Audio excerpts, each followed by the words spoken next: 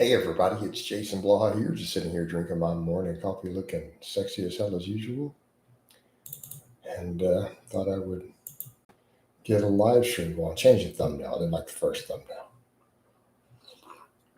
Hopefully that doesn't affect anything negatively.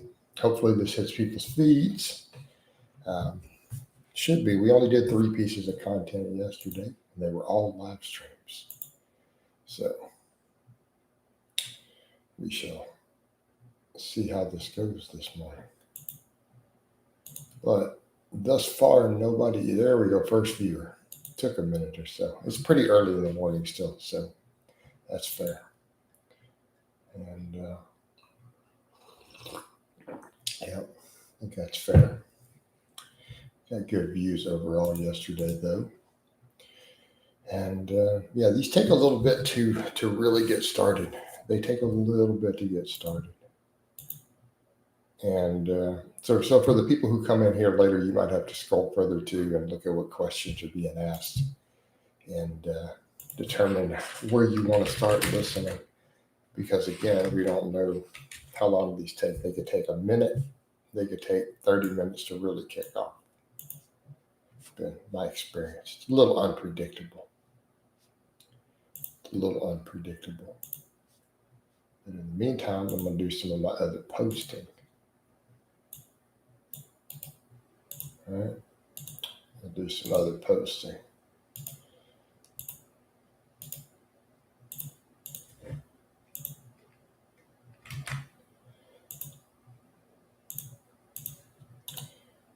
And yeah.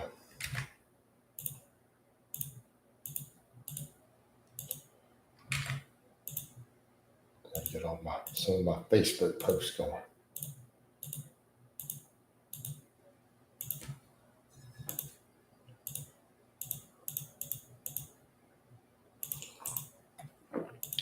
And then check back over and see who all's here.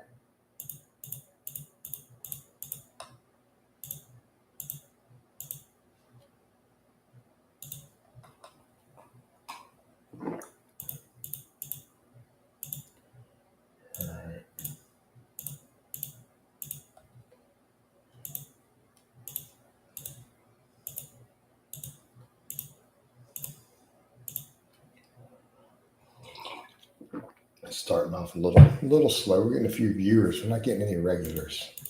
So we got to hit that like button.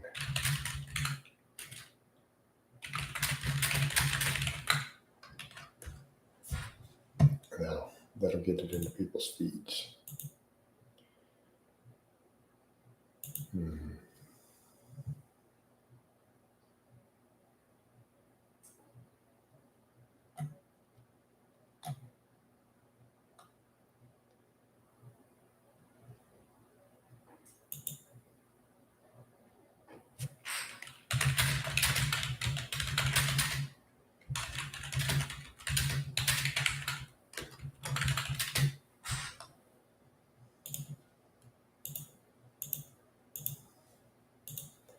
All right.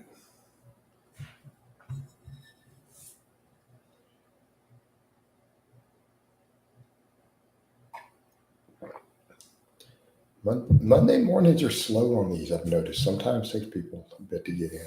But also this is, again, it's quite early. It's 4:45 in the morning here. So it means it's very early in all the U.S. So I get my British crowd in the morning. We got the first light. It means we probably got a regular in here. Just got to wait on the conversations to get flowing.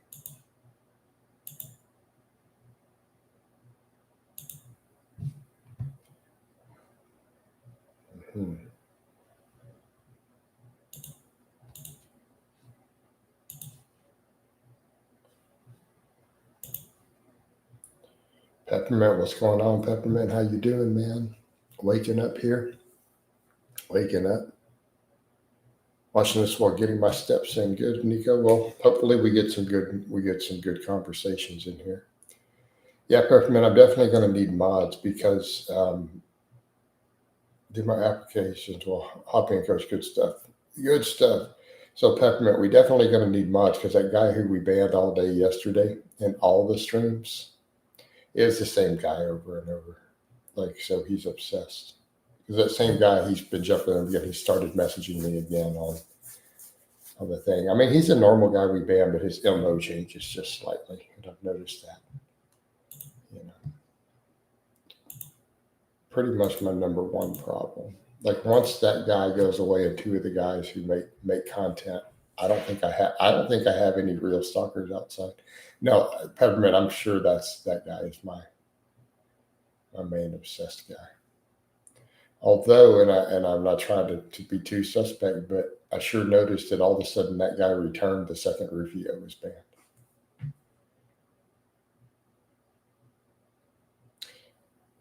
That guy came back. The second Rufio was gone, like the next day.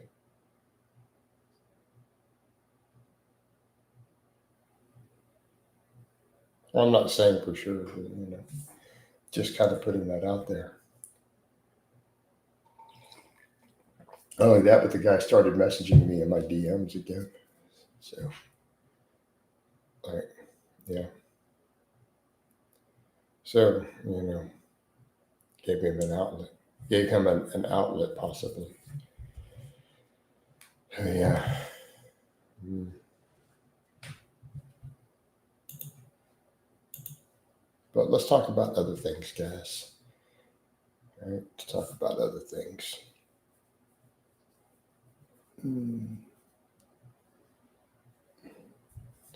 Let's have a good vibe, and you need a few trusted mods. Yep. We need some trusted mods who will be even-handed.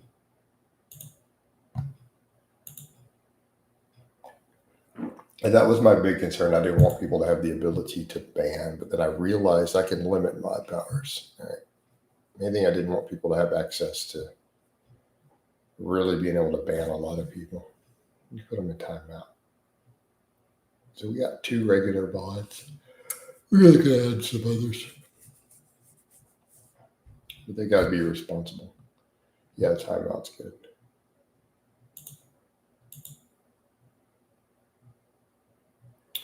But yeah, going with people who displayed an even mindset all the way through long term in live streams. Give you guys mod powers. It'll remove some of the legwork from me.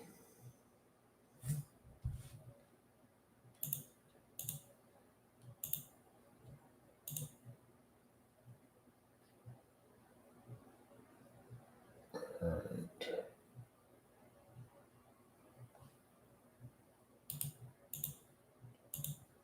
Oh, I don't have the same analytics on my profile. On my Facebook profile page, do not have the same analytics.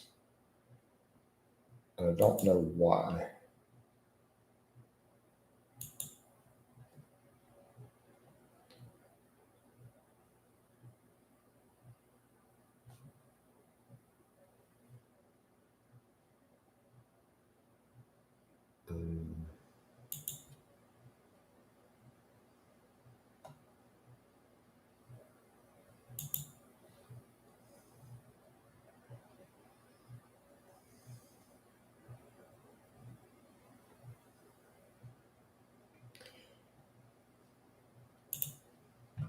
It's not something I take lightly, Coach. Yep.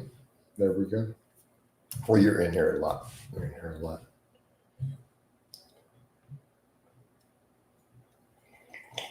I had to get a client sheet done this morning. One of my long time, actually my current youngest client. My youngest client. I had to get his sheet done. He was late getting me some stuff. Still teaching him form stuff after all this time. That's interesting to me as a coach. I always noticed that people who didn't do sports growing up at all, teaching them form is completely different. And I think that's the funny thing. We can have those conversations about the big exercises, and people are like, "Well, see, that shows that people can't use good form, and the big exercises are dangerous." But it's like the same form will get carried over to everything. Press the block pull from Ted, and Ted's coming along. If you can't bench press correctly, how are you going to learn to do other presses correctly?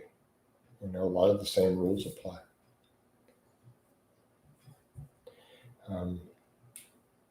I'm just fascinated how many people I get who are so beat up by the time I get them.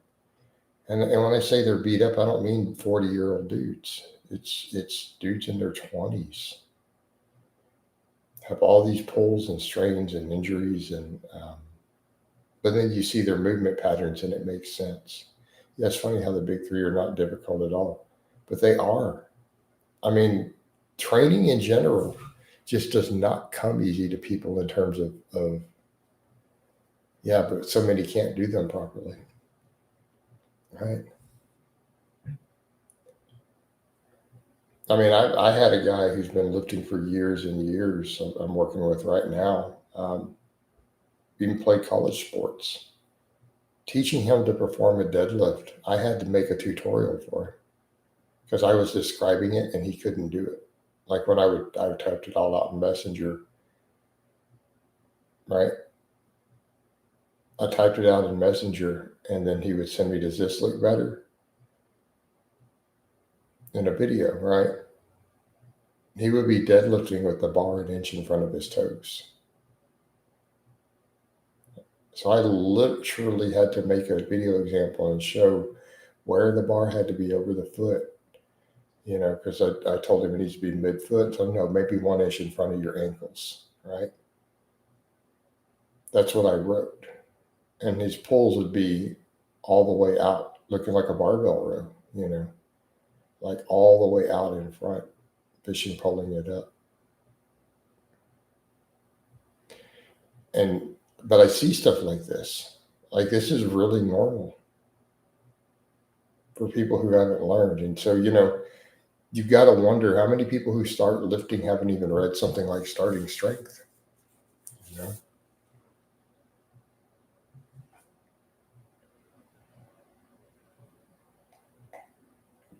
Right.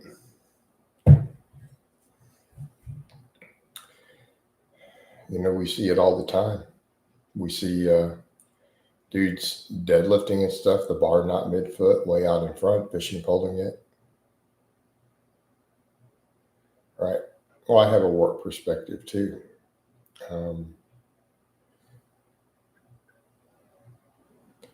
But I mean, there comes a point though where I see this a lot, and you do have to wonder. When you see people who've been training for several years and they don't know basic stuff like bar midfoot on big movements, they're still JM pressing almost their all their chest presses. Got the bar all the way back here.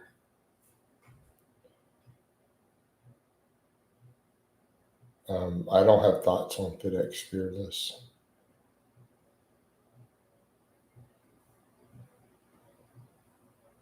You know the rule.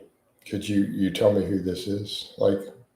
So if you guys ask me about someone who you don't ever see me mention, you may want to quantify. Is this a basketball team? Is it a movie star? Is it a politician? Is it a YouTuber? He's a self-improvement influencer. Well, I'm probably not going to know who that is. I don't generally follow that sort of content.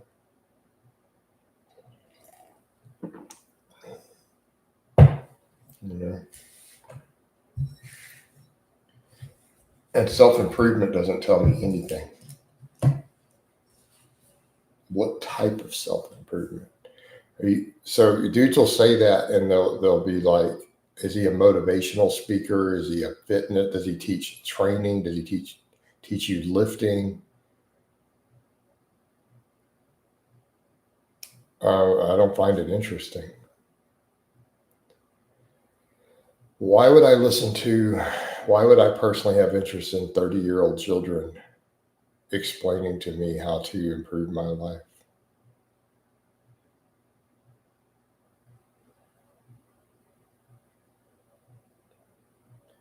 If I'm old enough to be your father, I'm probably not interested in a whole lot of what you have to say on life experience. Just saying.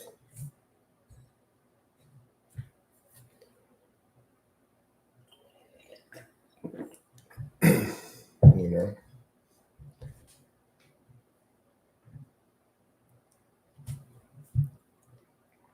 Yeah. So no. Plus, I don't watch YouTube either. By the way, I create YouTube. So when you say influencer, is he a YouTuber? Is he a Facebook guy, an Instagram guy? You know, you got to be specific. But I don't know who this is personally. And you got to tell me what genre. So people will say, "Oh, they're a certain person." It turns out they're a red pill person or something, and I'm like, "Oh, I'm sorry, I've seen a vagina before." So I'm not interested in red pill content. Um,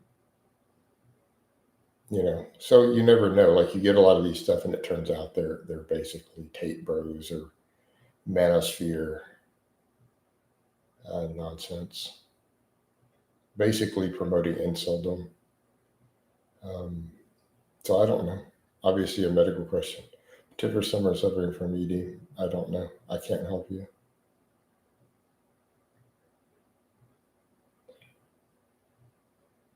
I have to deal with this with younger clients. They'll ask me certain stuff, and I'm like, I'm the wrong person to answer certain problems. I mean, are you healthy? Are you fat? Don't be fat. There's your top of your list. Do you smoke cigarettes? Don't smoke cigarettes. I'm the worst person in the world for you guys to be asking these things. Some of these questions.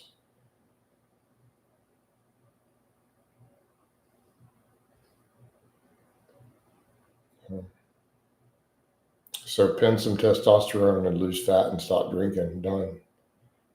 There's my solution.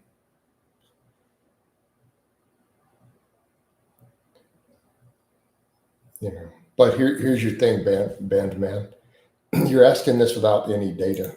Like, why would you ask about ED without data points?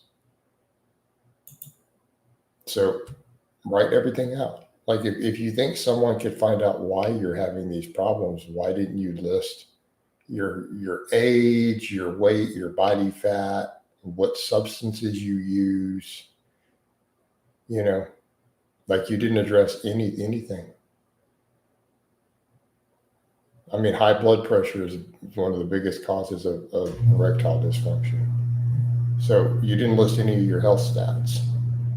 So how could anybody start to give you advice? So what happens if a person gives you a bunch of advice and it turns out you have high blood pressure and you smoke and you're fat? Well, that's your solutions. So given that that's the leading cause, I'm going to say don't be fat. Don't drink alcohol. Don't smoke. There you go. So Thurman, so you suffer from erectile dysfunction?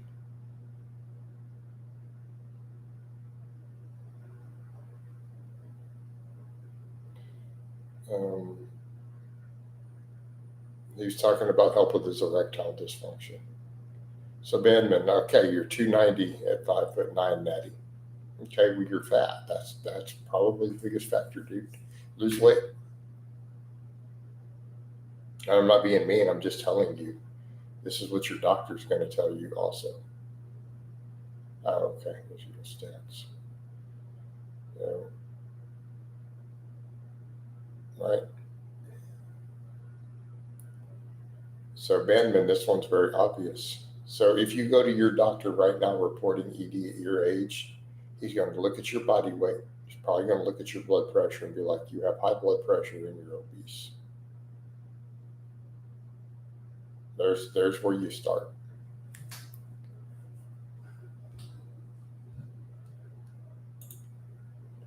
Real talk, bro. That is what your medical doctor is going to tell you first.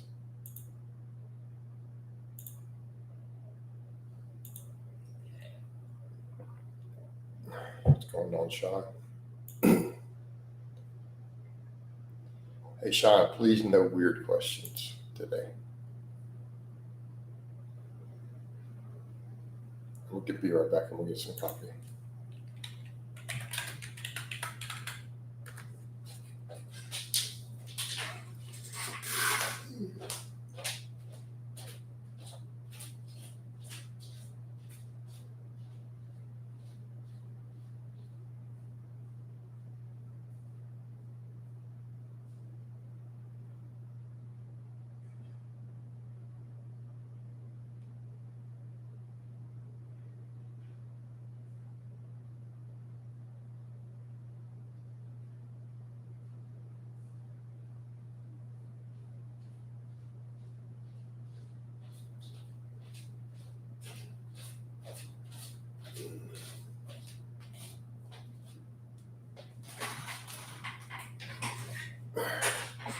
Why does Peppermint's a moderator? I gave him mod powers in the live streams.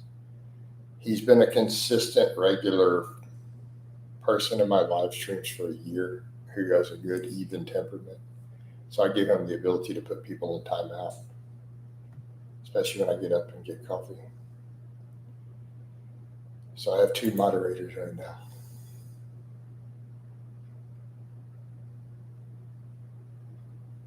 And everyone who's a moderator has donated money in the past, or channel members, stuff like that. All right.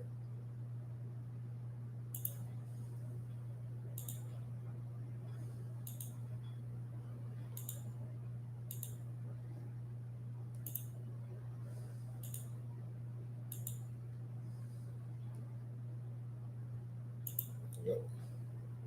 So he has the wrench of freedom. Got the wrench of freedom.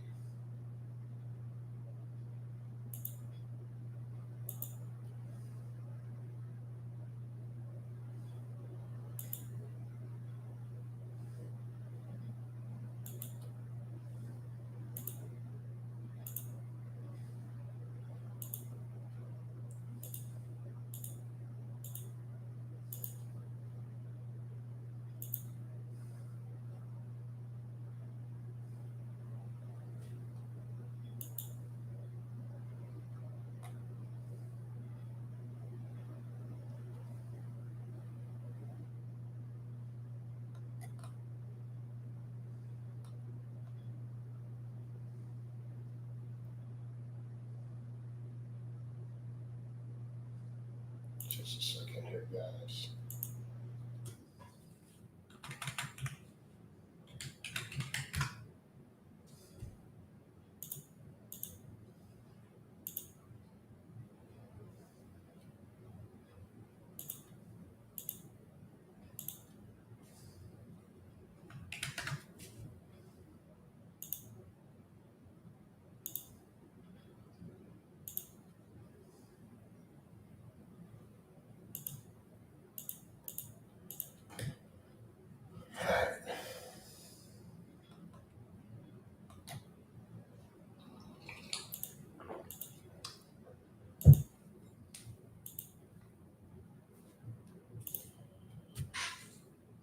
All right.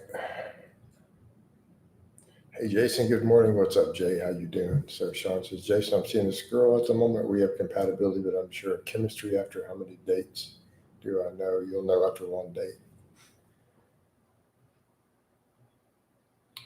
Stefan says, hi, Jason, sending love and respect from Australia. Have you ever had any Australian clients? Yes.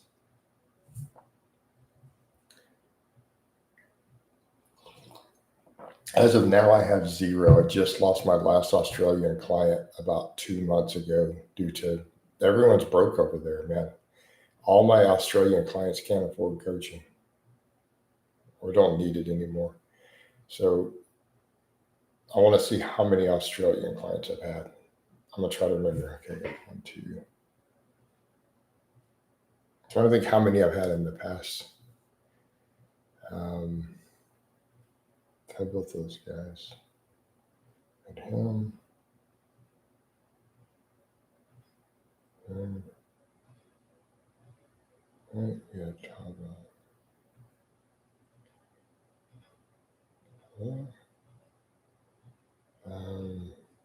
I've had 5 Australian clients that I remember for a fact. I had to go through and think of each one. So I've had 5 Australian clients, which is pretty small compared to most countries. I've probably had more, definitely had more Canadians than that. I've had a lot more Brits than that. I mean, most of my European ones are in numbers like that. The percentage, as of right now, I have almost nobody abroad. Let me see.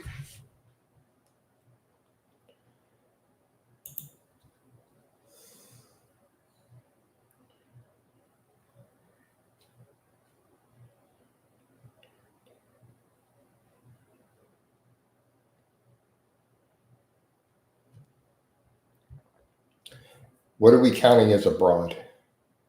Does Mexico count as abroad? Awesome. Appreciate you becoming a work warrior. Appreciate it, Jay. So not the USA. So they can still be in North America, but not in the USA. They do not currently have a USA resident. So what about if they're a citizen of another country, but they occasionally come to the US and I coach them here when they're here 3 months out of the year and they return to Mexico the other night and they're a Mexican national? Do they count as abroad or do I count them as USA? Because I can't answer your question without this being defined. Because that is one of my long timers, literally spends 3 months out of the year in Florida and then he goes back to Mexico the other night and runs a business. So do I count him as American? He's not a U.S. citizen.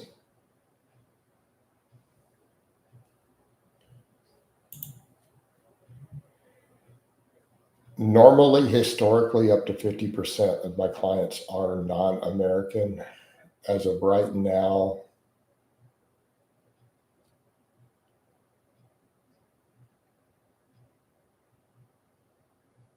two, three, it's like nobody. Let me see. Let me count them again.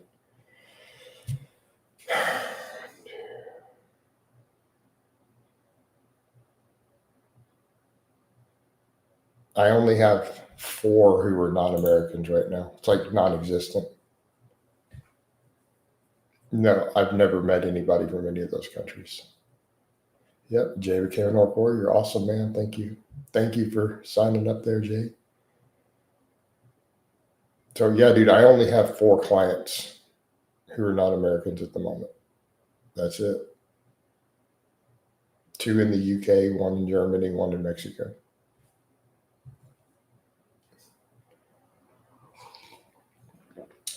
I've had as many as I've probably had close to 20 at the most. No, I'm not going to hire another coach. No, I would simply have a wait list. I don't think that would ever happen. So, Sean, that's at this time, that is not a viable business model, even on the table. I mean, if I had 500,000 followers, it might be. I would just raise rates and cut the coaching clients down.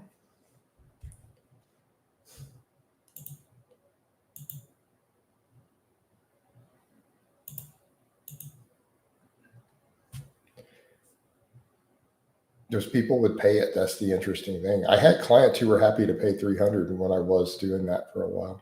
But it's a matter of outreach.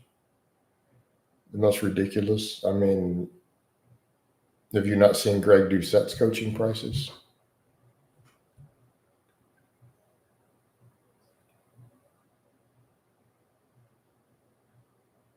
Like my rates are super low, to be fair. So I always laugh when you get someone who says your coaching rates are high. I'm like, dude, my coaching rates are low. I used to charge more when I had a little more following. Yep. Greg Doucette's well over 1,000. I've met 3 coaches who charge over $1,000 a month and do have clients. Right. I mean, Beata charges like $1,500 per month.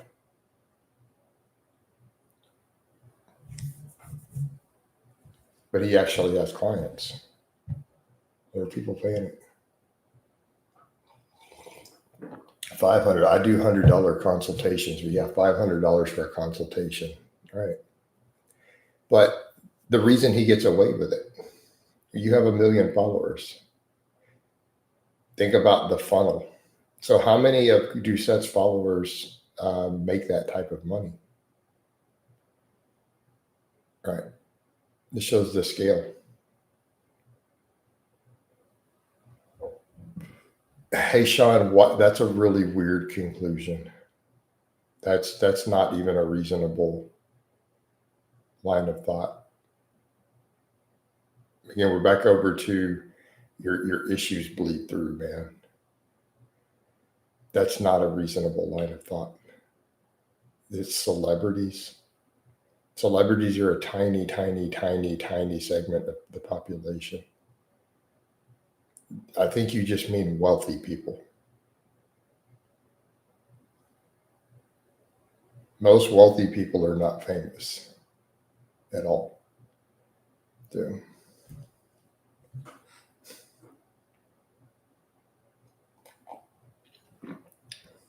you know, so yeah, that's just a weird direction to go with. That it's to think that it's celebrities instead of just wealthy people. You know, right?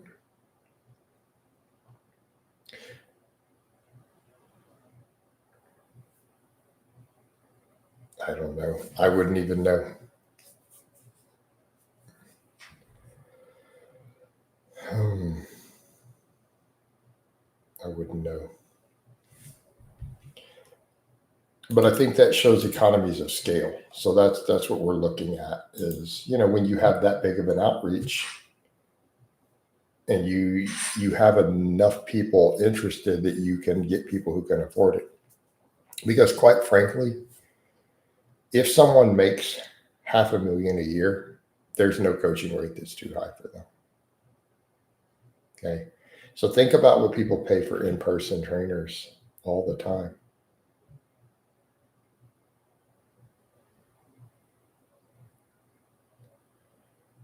Yeah, if I double, well, not, yeah, exactly. I don't know about double, but I mean, for example, if my YouTube shot up to 500,000 followers, I'd charge 500 for coaching straight up, and I would probably have to cap it.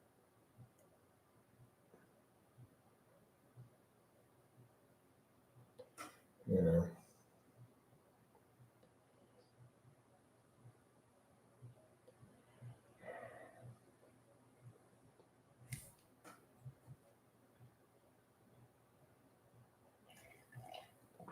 you know. So that's why Greg can get away with that because he doesn't need people to say, well, there's not going to be many people who pay that. He doesn't need that many. Yep, he doesn't need that many. So if you think about it, Greg only needs like 10 clients. So, like, let's say that you are charging that sort of crazy money, right? Oh, we're having fun with the clickbait titles. Why not? Why not? Even if we don't even talk, it's just we throw them up there. And then the voting has been fun. I'm going to throw more of the voting and people like that. It's similar to tutoring. When you start off, you have to tutor lots of people and sometimes even for free. So but look at it that way. It's not outrageous. It seems outrageous to people who don't have high incomes. But because of his sheer outreach and fame, he doesn't need 1% of his followers to be able to afford him. He only needs 10 people to be able to afford him. You think he wants to coach more than 10 people? See where we're going with this.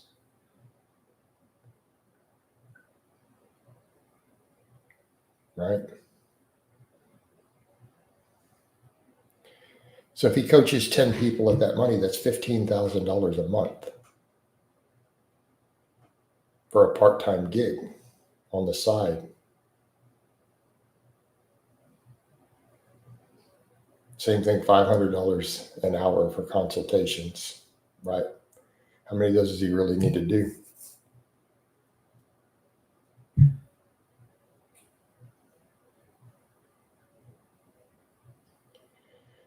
You know? So he's raking in enormous sums of money from all of this.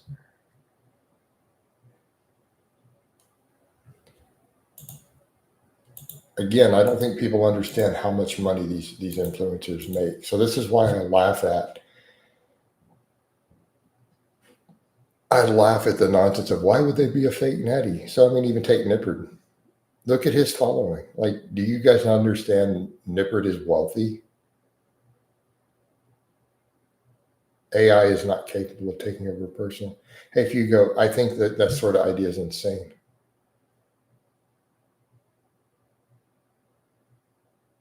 Yep. I'd never pay a big name for coaching ever again. I pay Dave Palumbo over steroid advice, Lee Priest for nutrition. Both just sent me a template. Nothing personalized exactly. I don't think people understand how much money these people make.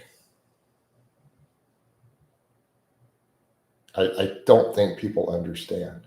They're completely oblivious to how much money they're getting from what they're doing. Sometimes the best athletes make for the worst coaches, and we know that. If you go, you know.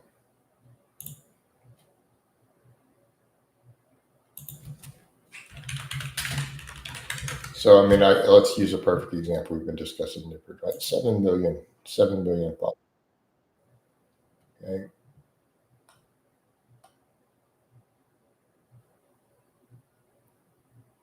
He only needs to make 2 videos a month, and he gets 5 million views per video. But look at the video length. Okay, do you understand this? Does anyone understand the amount of money involved? So let's set aside Nippert's other businesses, set aside books, coaching, seminars, Facebook, and you purely look at his YouTube. How much money do you think Nippert makes on YouTube?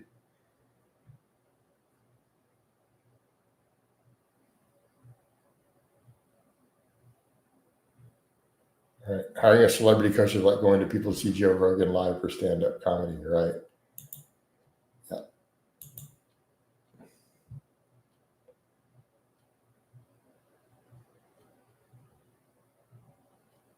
The worst ever investment was paying Ziz for his pre-workout Nectar of the Gods. Never got sent to me, and that was probably 9 months prior to his death. Yep, fitness industry full of con mans. So do the math. Nippert, 5 million views a month, right?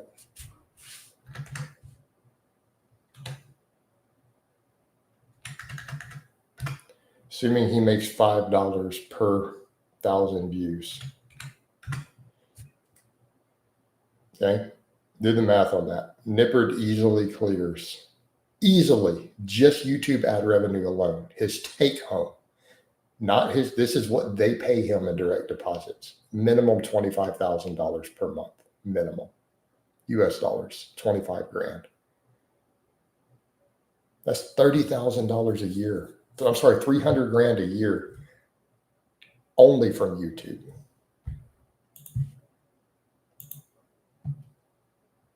That's not counting any of his other platforms, any of his other business. That is a single income stream.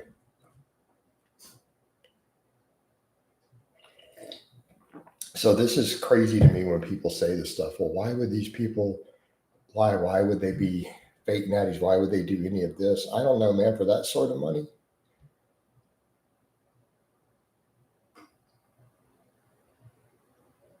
All right. It's very obvious, you know. So the reason he can afford that much editing, he doesn't edit any of that stuff himself. He probably has a team that does it.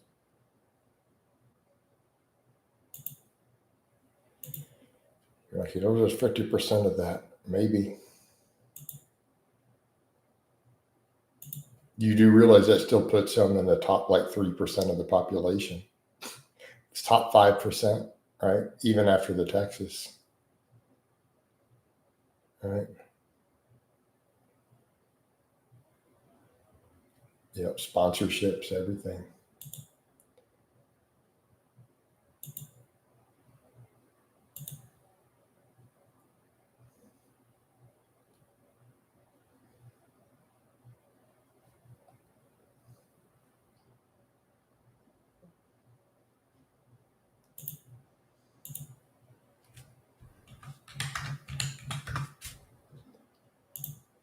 All right.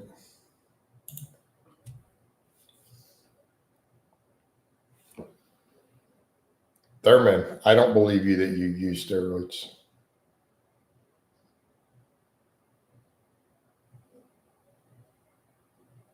You just wrote 50,000 a year for a drug bill. This is 2025. I don't think that you abuse PEDs like you claim.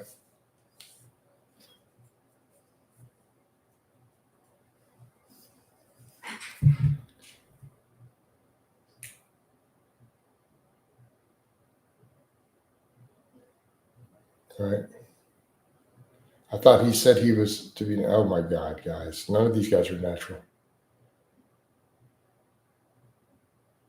What human being spends 50 grand on drugs in today's market? You got to be kidding me. Where's the math on this?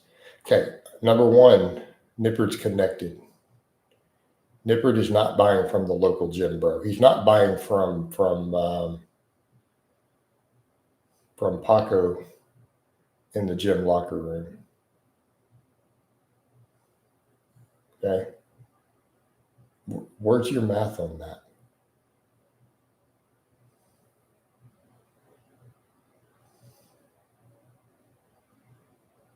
So let's say he's going crazy. Pay for premium stuff. No, if you're paying for good labs, they're still cheap. You already know that.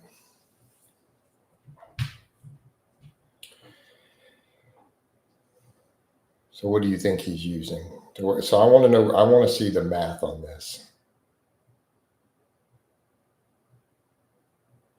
No, Sean, you need to fix your ankles. You need to remain upright. No, I don't think the shoes are the factor at all. Shoes can be a factor for reaching extreme depths. That's the whole point. On a high bar squat or front squat, right? But staying upright, no, it's not necessarily the case at all.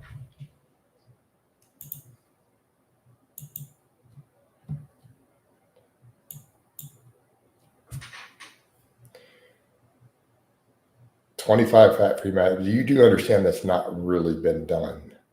Like, we're talking about hypotheticals. Doesn't mean people are actually reaching it.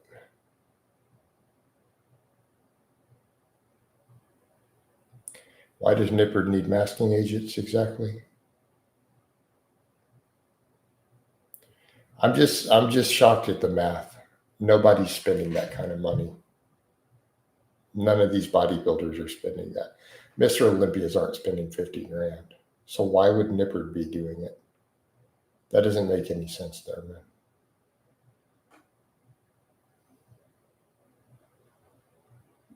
Why do you think Sam Salute got so big?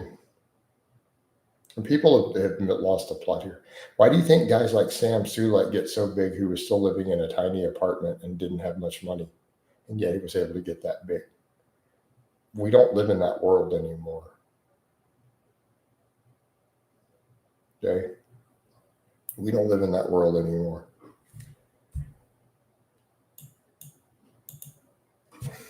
Dudes spend more on supplements than some 250 pound bodybuilders spend on drugs today. Literally, people spend more at the supplement store sometimes. Guys who believe in supplements. Like we don't live in that world.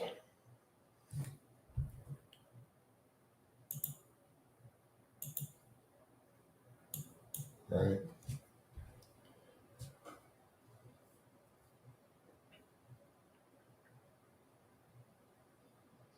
I mean, at this point, someone spending $200 a month on anabolics is aggressive.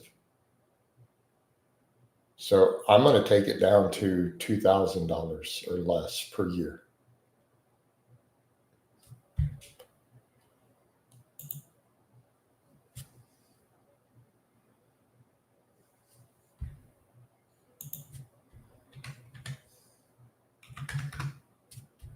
I'll take it down to 8.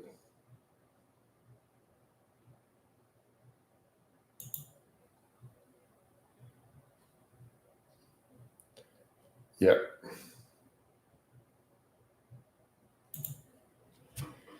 Sean says, Jason, you were Garrett Gonzalez powerlifter passed away. I'm not even aware of who Garrett Gonzalez powerlifter is.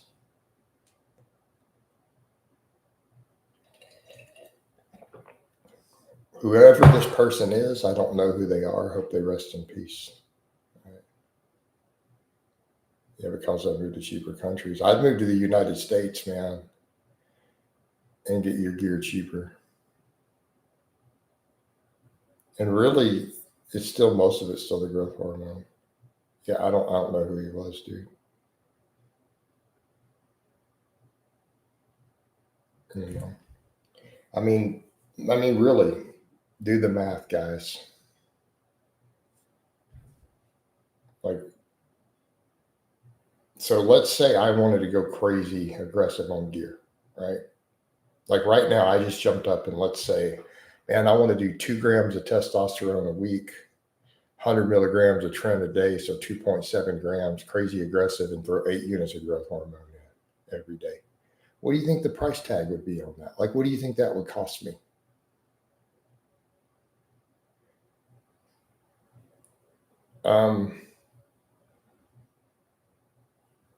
Hey, Jared, I'm going to be as nice as I can. If you think any of your fitness YouTubers are not on gear, you're probably not smart enough to tie your own shoelaces without somebody helping you. You probably have to have somebody remind you to breathe because you're too stupid to remember to breathe. Not being mean, I'm just being honest. A person probably isn't intelligent enough to figure out how to pay their own bills. They probably need a guardian.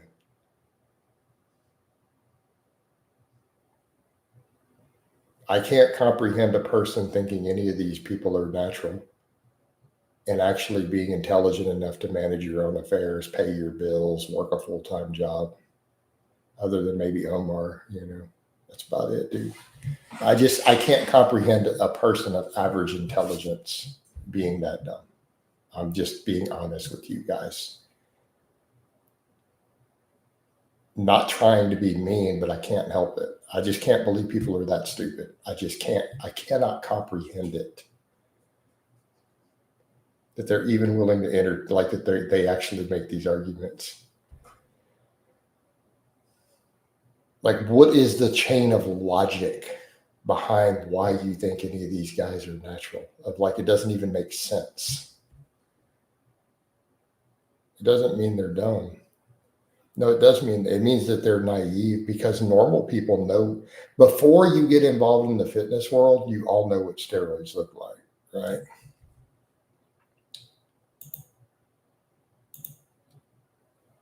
Before you got involved in the fitness world, every one of you knew what steroids look like. In fact, you just assumed even true natty dudes, if they were jacked enough, were on steroids. This is how everybody thinks. People are dumb and they get deceived by the fitness industry, but intelligent people aren't really being deceived.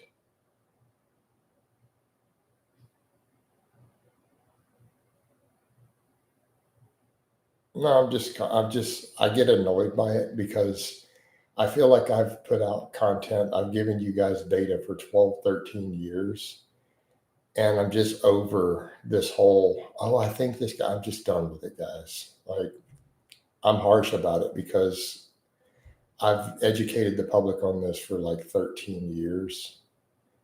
You know, I respond to, I think this fitness influencer is natty at the same level of response I give. Squats are bad for your knees. I'm just saying. I just can't do it anymore.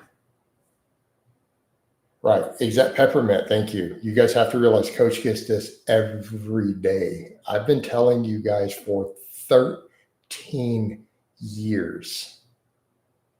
So again, understand my perspective. I've been telling you guys for 13 years, these people are mostly fake natties. 13 years, every single day for over a decade. Start doing the math on that. There simply comes a point to where my response is only a mentally retarded person could think these people are natural. I just can't do it anymore. Yeah. You guys wouldn't be as calm as I am about it. So again, if you got asked the same thing every day, multiple times a day for 13 years straight.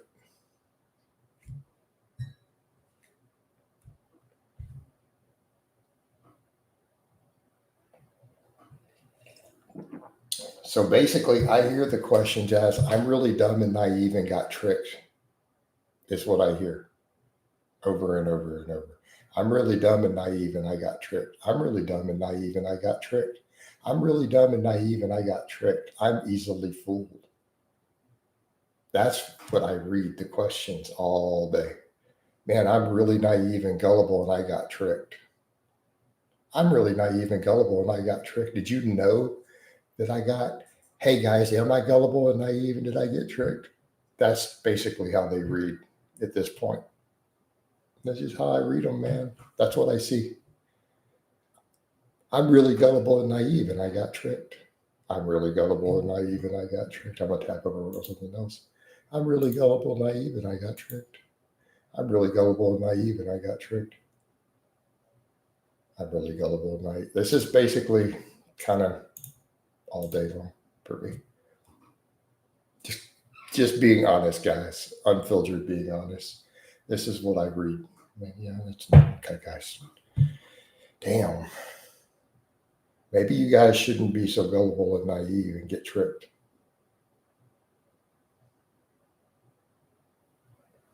But coach, don't you think in this one case though, maybe I'm not gullible and naive? Coach, I really want to believe that I'm not gullible and naive and got tricked. Please tell me I'm not gullible and naive and got tricked. It's like, sorry, dude, you're gullible and naive and you got tricked.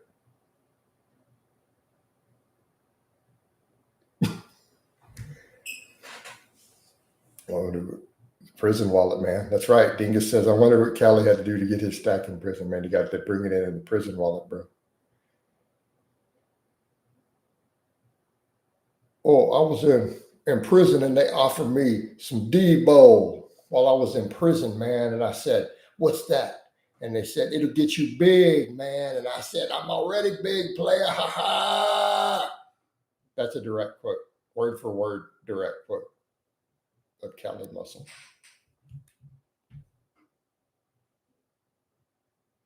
Right? I mean, you can get drugs in prison. D-Bowl is common in prison. Any oral anabolic, easily obtainable in prison.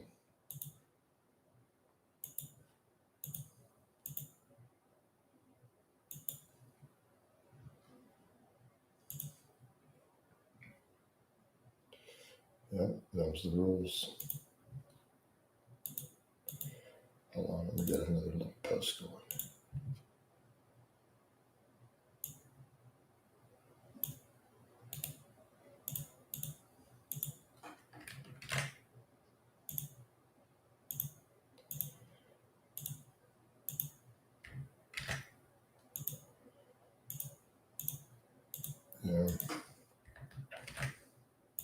Yeah, it gets a point though where it's like, man, I get bored of the fake natty thing in the sense of, guys, just stop.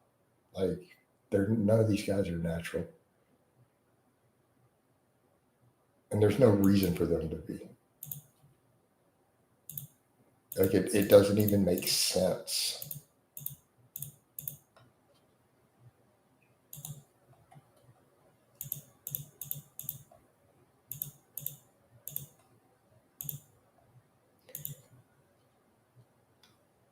And I can tell it's guys who are new to the lifting world.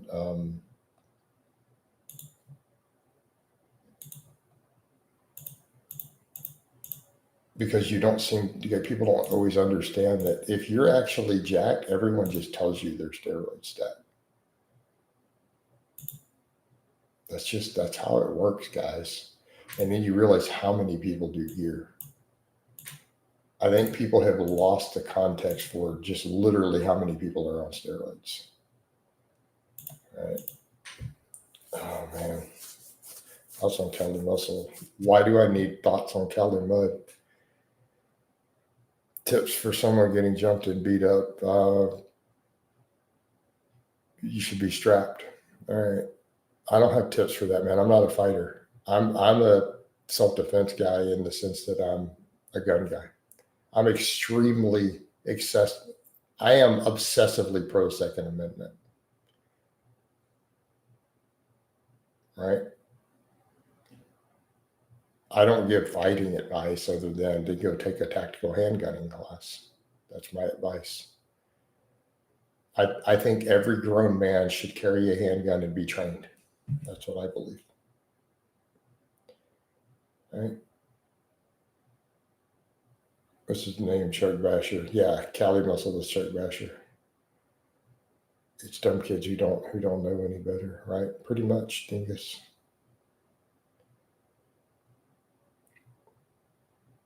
Hey Jared, man, I've had this conversation over and over. If you are too dangerous to own a gun, I don't believe in background checks, Jared. I am opposed to background checks. I believe they're a violation of the Second Amendment. If you're too dangerous to be let out of prison, let me rephrase that. I'm still looking at it. If you are too dangerous to own a firearm, you are too dangerous to be on the street. They shouldn't have let you out. There's your solution. If you had not been sufficiently rehabilitated to the point where you're safe to own an AR-15, you should not be let out of prison. Very simple. This is a law enforcement issue, not a gun rights issue. This is a failure of the system. You shouldn't be putting dangerous people back out on the street. We shouldn't need background checks.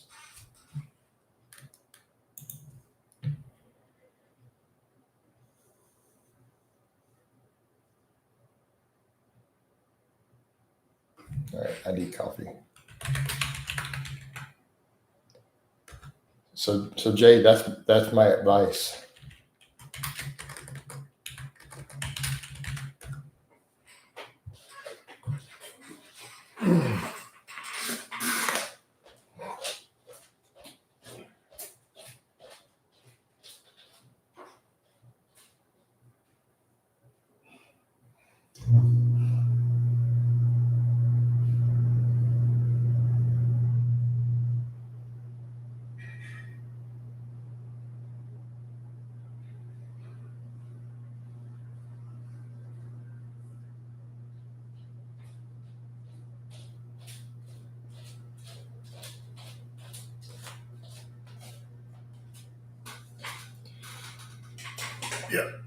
Yeah. Because I'm not open to arguments against the Second Amendment, Thurman. I generally ban people for it. To me personally, because it is very strong in my beliefs, and I have a well that I could break down in long detail. I could sit down with you for 2 hours and break down why I am pro Second Amendment in person. You dropping an argument, yeah, fair enough. Dropping an argument to me about why you're against the Second Amendment is probably on par to you walking up to a black man and arguing of why you should be allowed to call him an N word and then dropping the N word. You're going to get about the same level of response. Is that fair? I'm going to take it at about that level. You might as well walk up as a white dude, walk up to a bro and tell him, hey man, you're an N. I just wanted to let you know. And I should be allowed to call you that. And here's why. Probably not going to like the response you get most of the time.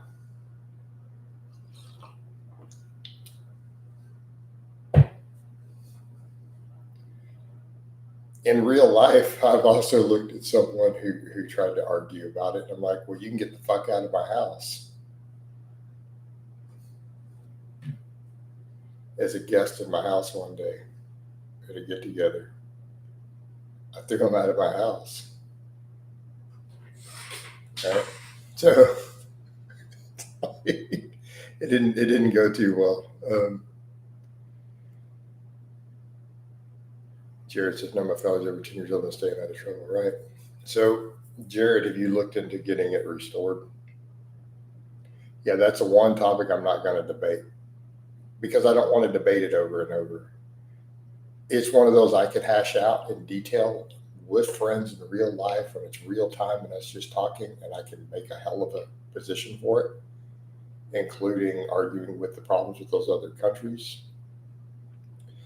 But it's not one I want to argue in my comment in here every day because it would be an everyday thing. You're all right, Jared. You're an American. You have a right to bear arms. So what was your felony for? Did you study being unnatty? What do you mean? I'm pretty much a subject matter expert on gear and blood work and side effects and stacks. I do consultations. People literally hire me for this. CRISPR, I do consultation calls on this all the time. It's part of my business.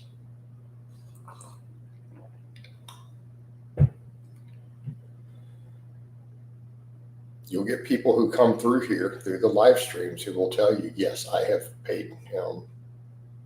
So some of the people who come through and post, they'll tell you, yeah, they've straight up paid me to give them their gear stuff and they were happy with it. So I'm a bit of a subject matter expert regarding mitigating different side effects or different combinations for different people, so on and so forth.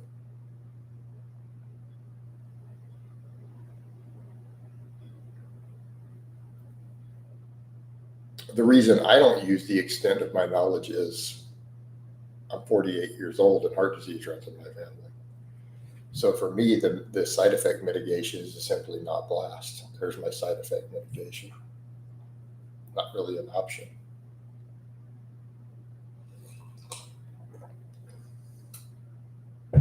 Make a personal decision based upon my subject matter expertise, you know.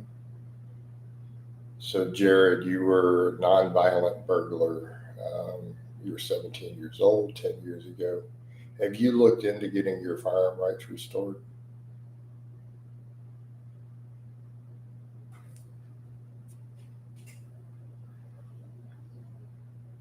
So no one was harmed,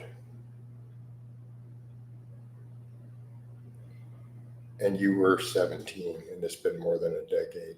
You may be able to, depending upon your state, go through a process to get your gun rights restored.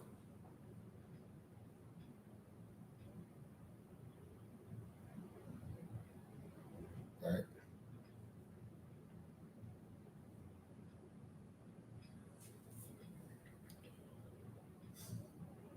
So, yeah, I talked to a lawyer about it. Fair play, Thurman. Just thought I'd let you know you were unaware. Yeah, that's cool.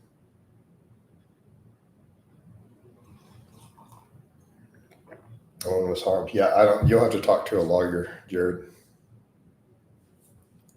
I can't advise you further on that.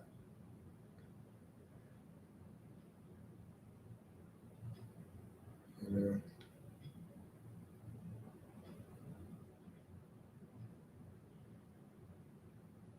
Oh, if you get it expunged,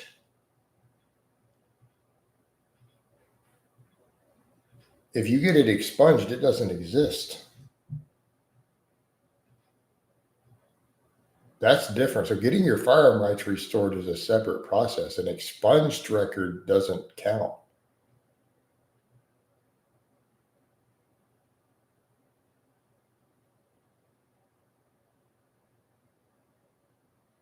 They can't use the expunged offense on the background check.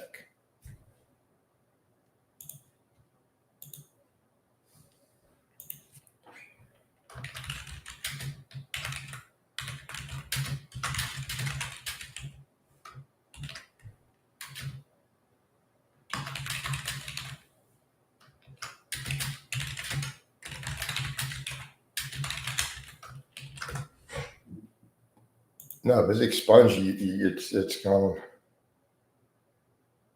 What do you mean? Think there's expunged doesn't exist. Do you understand what an expunged means?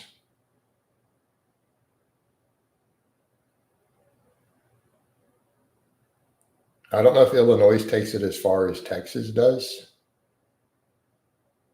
In Texas, an expunged thing, it's illegal for someone to even talk about it. Anyone who's in possession of any material related to your crime goes to jail. It's a criminal offense to even be in possession of any knowledge of it. They're not allowed to talk about it.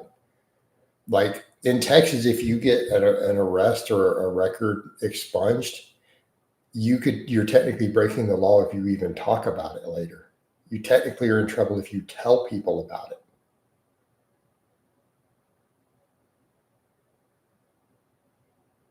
You could press charges against people who redistribute material.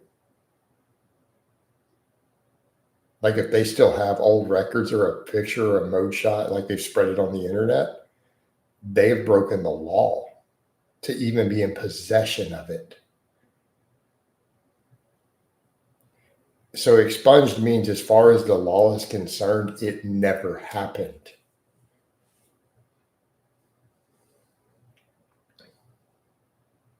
Yeah, that's what it legally means. So why would a crime that never happened prevent you from owning a firearm? You can't even mention it on the background check form. It asks, "Have you ever been convicted or arrested or whatever?" If you check that, you're not allowed to if you expunged it. You have to say no. Right. Yeah, you could sue them. Texas takes it further, as it's a criminal offense. So, for example, let's say I was in Texas here and I had a crime that I got expunged, and a troll on the internet had a copy of the mugshot, and they're found to be in possession of it. That's a criminal offense. They actually would be breaking the law by having a copy of it on their phone if it were found.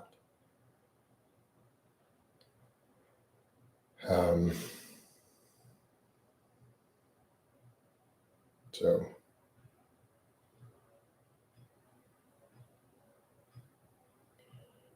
um,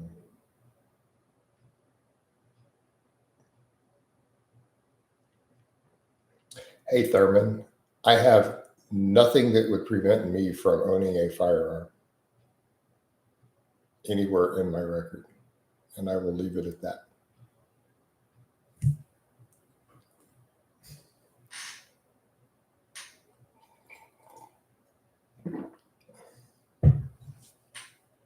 So,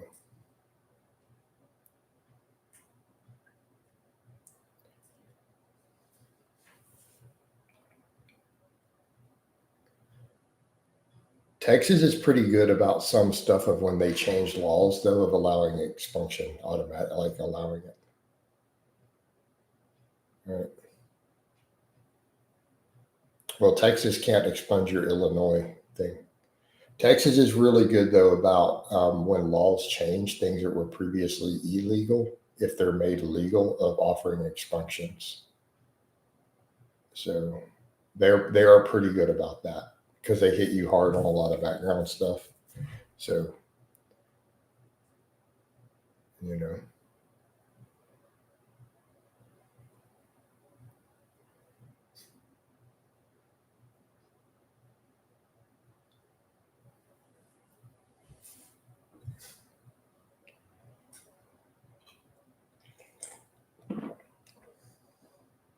Although expunctions do cost $1,000 here on average. They're not free usually for things like that. Um,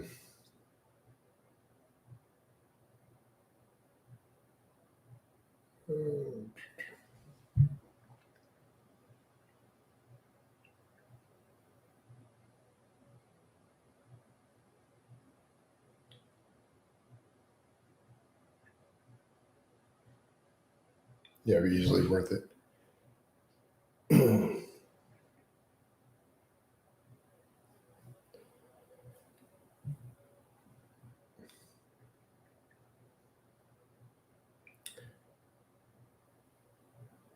But without going into too many details, Thurman, I would simply leave it at this. Have I been detained as a suspect for a felony before? Yes. Do I have any convictions? No.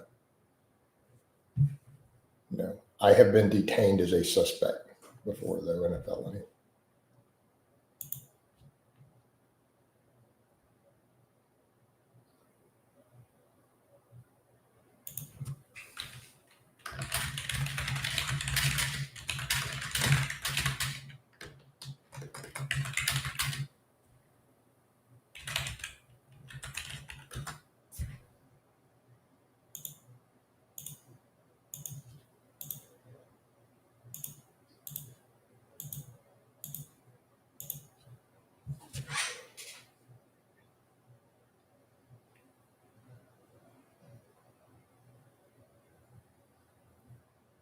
Yeah.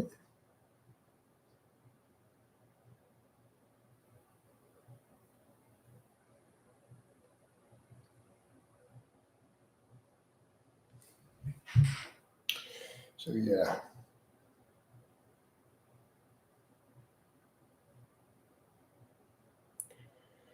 No, well, one of them, it's kind of funny. I guess it is. It's not really funny. It involves all this internet nonsense. The person chose not to press charges, and it was justified. I've been held in custody as a suspect for armed robbery.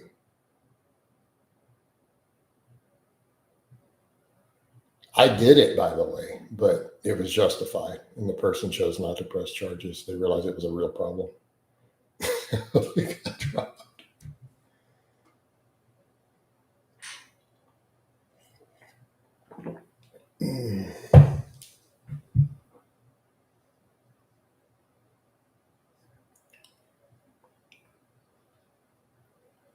I took a guy's driver's license at gunpoint on the ground with an AR-15, and I kept it.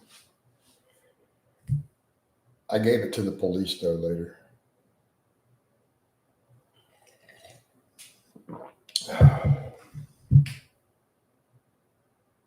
Actually, I gave them all of them. I did it to like 5 guys actually,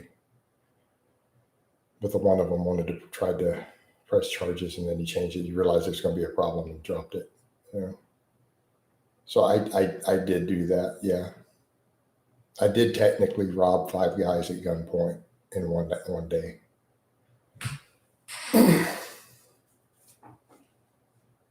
Yeah, we saw the video. It was justified though. They were trespassing and harassing me, waking me up.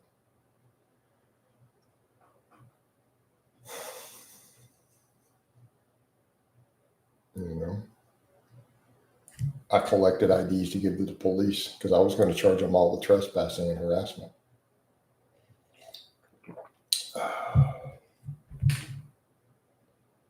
All right, let me get coffee.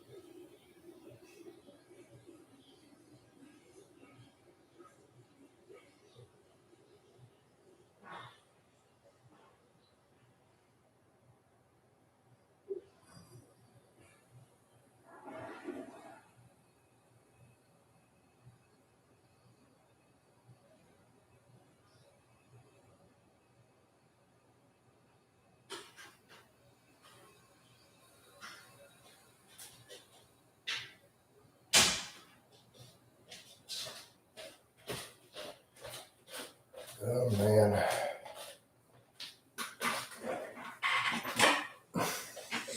Hey, why are you using that word? That's not the correct word. I you the correct term is stalker. Just stop. It's not a troll. A troll is on the internet. That's called stalking. If a person from the internet doxes you, they're no longer a troll. The legal term is stalker. Yeah. It's an FYI. Sleep's important for gains. I think it's justified. You know.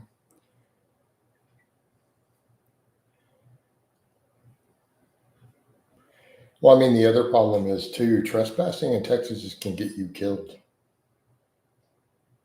Like that's not a joke, man. You don't trespass. You don't come to people's property or their front doors unjustified. You don't cross no trespassing signs. Like, it's a real good way to get killed where I live. Um, you know,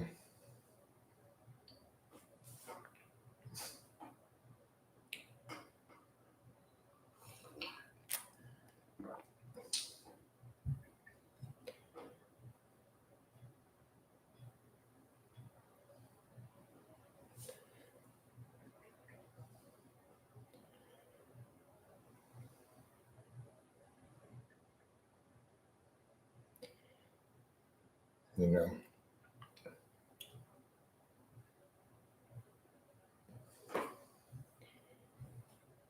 But I mean, that's stupidity of stuff too. You know, if someone's inviting you from the internet to a place and they don't give you the gate code and you're having to wait for other people to go in through a gate, that should be a dead red flag.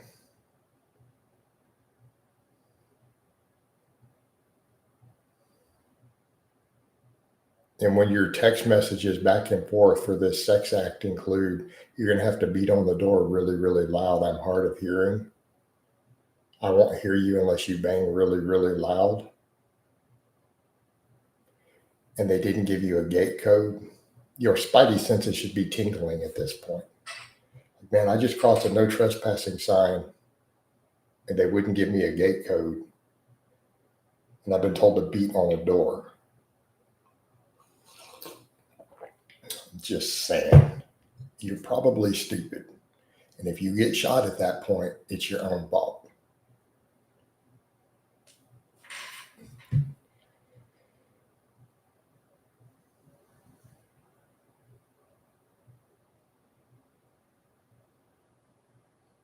Yeah.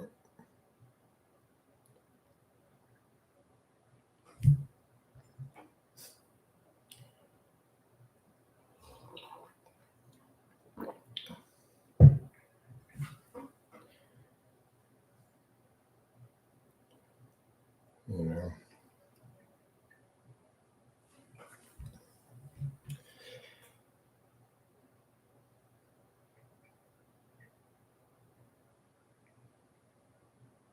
And here's what stupid people don't think through the consequences of something like that.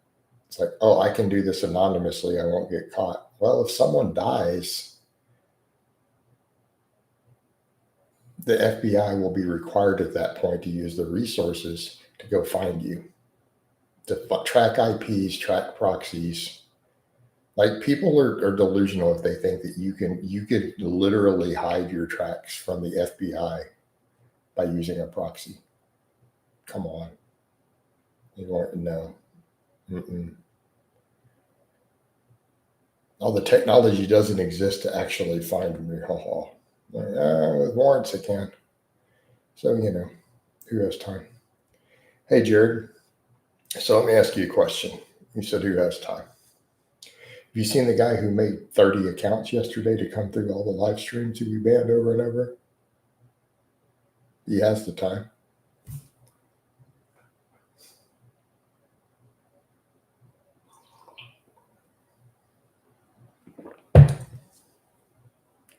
You know. All right, but let's go over to other topics. Move on from this. You know, people have time. I mean, when they don't have lives, people have time. They don't have girlfriends. They don't have any life. You'd be shocked, unfortunately. Uh,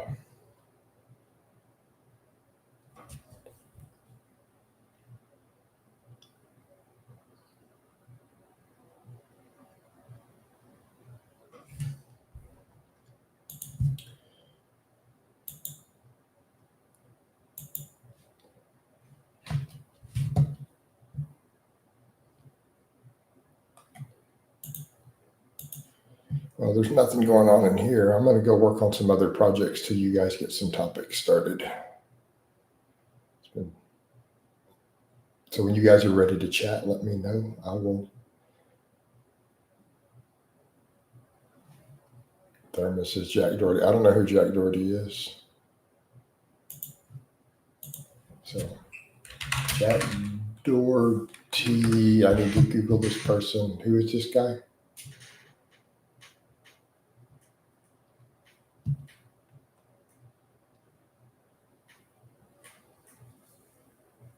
Perform stunts and pranks. I don't like people who prank people in public. Like that's the worst form of content creation. So he's a guy who does pranks, stunts. Yeah, that should be illegal. Like I think he should just go to jail. Harassing people and messing with people, like that's one reason I have a strong dislike of Konevsky. Even he goes and harasses people trying to do their jobs. He pranks people at their businesses and jobs. Like he should just go to prison for that. Like that should be illegal. Like you're just a piece of shit. You know? To make content and to make money off of going and harassing people trying to do their jobs. Or he assaults people. I don't know. I looked him up. I only spent 30 seconds researching this kid. But, you know, pranking people who are just trying to work. Like I saw some guy, they go through drive-thrus and annoy people, and it's like, it's like, dude, just leave people alone, man. All right. You try this Jack Doherty? He's an adult. What do you mean this? I mean, he's a kid by our standards, but he is in his 20s. I just looked him up. He's 22 years old. That is big boy jail. He's 22 years old. All right.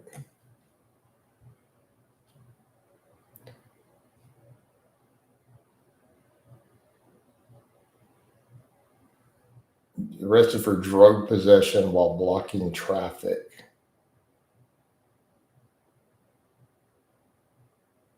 He was blocking traffic for a social media video. Yeah, he's a piece of shit. What a piece of shit. That's all I need to know about him. Seriously. Yes, he was bringing lads in the wing, right? Right? Yeah, dude. People like that are scum. That's a Konevsky scum.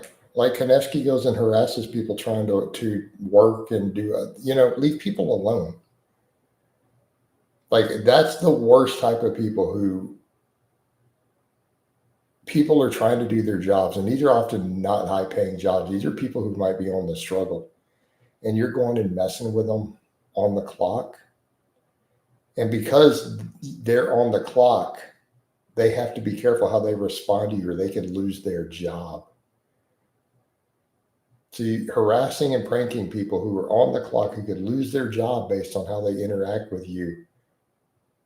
And then they can't feed their families or keep a roof over their head.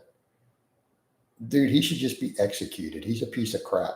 That should just be death penalty, like straight up public execution. Leave people alone. I'm going to make it. I should call for that. We should call for him to be charged with a capital offense and just execute Konevsky on camera. Straight up. Leave people alone. They're trying to work.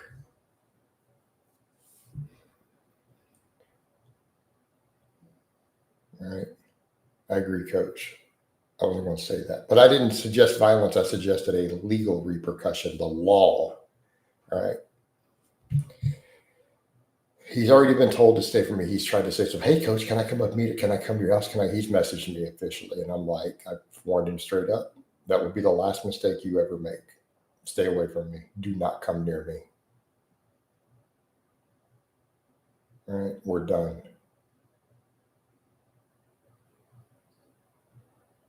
He also hangs out with one of my stalkers in person and just done collab work with him. Like, no, dude, I'll smoke you and I won't do a day in jail. Stay away from me. Like that wouldn't even be a hesitation. No second thinking. Straight go. And he's been warned. He has a legal warning. He has an official warning. Stay away from me, dude. not playing with you. But I mean, that guy, he goes in and he messes with people while they're working and films it. Like, these are people trying to do their jobs. Okay. I get it. These guys have never worked. They've never had to have a job. They've done social media influence since they're whatever, 18 or whatever. They have never had to work.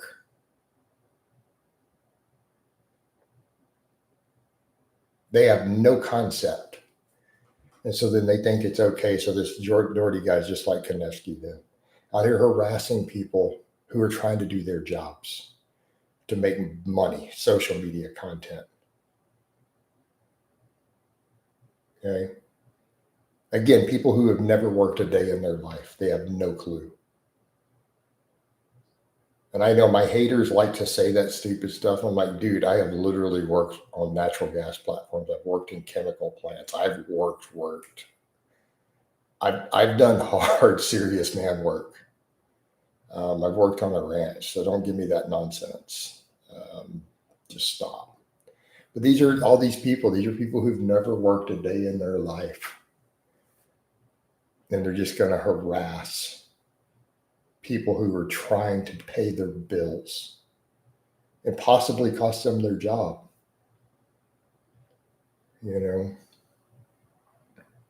and they're doing this in America. Let's keep in mind, this is not a welfare state.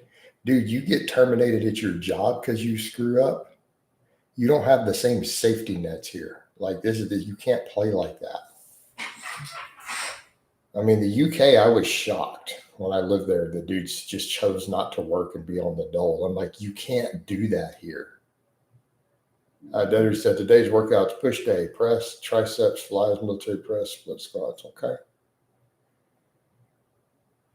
All right. We had a prankster like that called Mizzy, UK-based TikTok. He caused mass condemnations. You know, but I think people forget that they live in some other countries and they don't understand. The U.S. is not like the UK. You can't just not work here.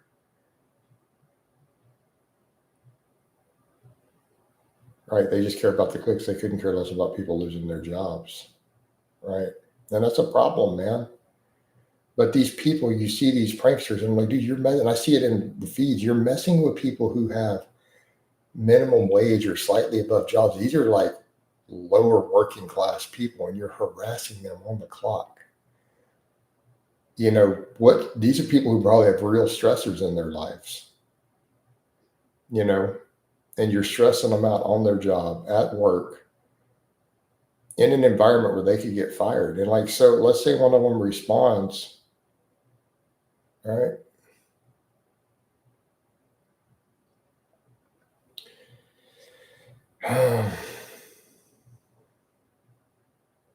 You know,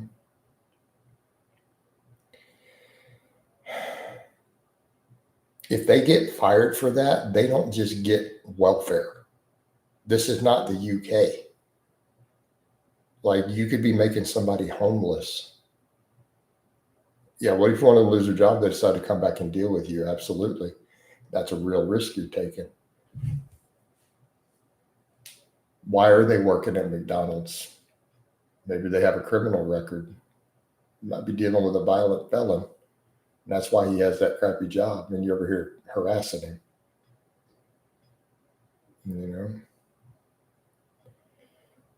know?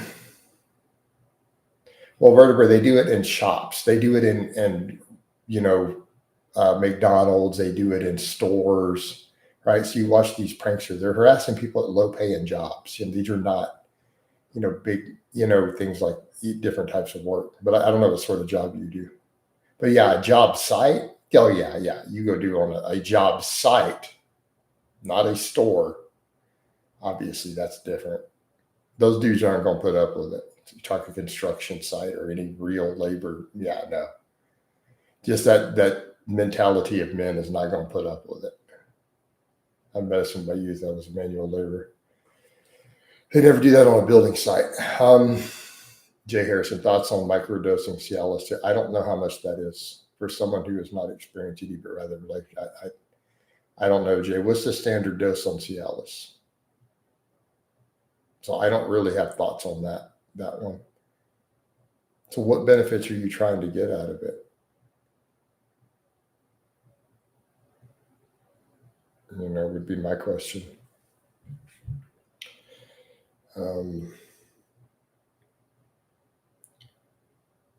Okay, so 20 is standard. So what are you trying to get? Are you just talking about before you're with your girl?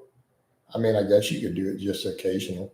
I mean, I'm not saying I'd ever recreationally mess with a few of those things, but they were usually when you wanted an all-nighter.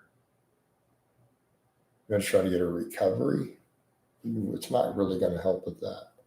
So recovery, like a refractory period after sex, like you want a repeat bout. If we're talking a sex question, right? This is not related to your training, I'm assuming. Because if you're taking drugs for recovery, I don't see where's the testosterone, where's the nandrolone, where's the drugs. Because this is stuff isn't going to recovery. So I assume you mean refractory period, post orgasm.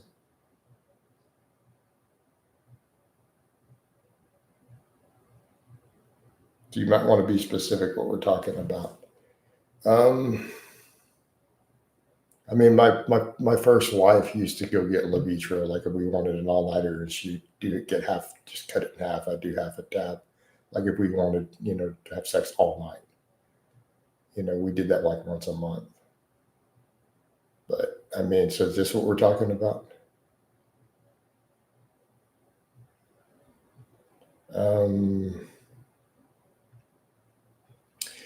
The benefits I'm trying to get are recovery from gym, blood pressure management, overall better blood flow, and better erectile. Yeah, this is not all that other stuff. This is not the right drug. You need to use actual PEDs if that's what you're trying to get from a drug. I mean, even the better erectile function, testosterone. No, you're not looking down the right route. What's the rest of your drug stack look like? I mean, I know dudes who mess with some Cialis on top of their other multiple PEDs, but as a standalone, no, you're not going to get gym recovery. Yeah, no, you're not. It's not going to be beneficial there. I mean, maybe the erectile function, but why are you what's going on here? I could see if you're needing it for those all-nighters, but if you're fit and in shape, there's your solution. You don't need Cialis. You need to get your body fat down. You need to get your cardio up, get your, stop smoking, stop drinking, you know.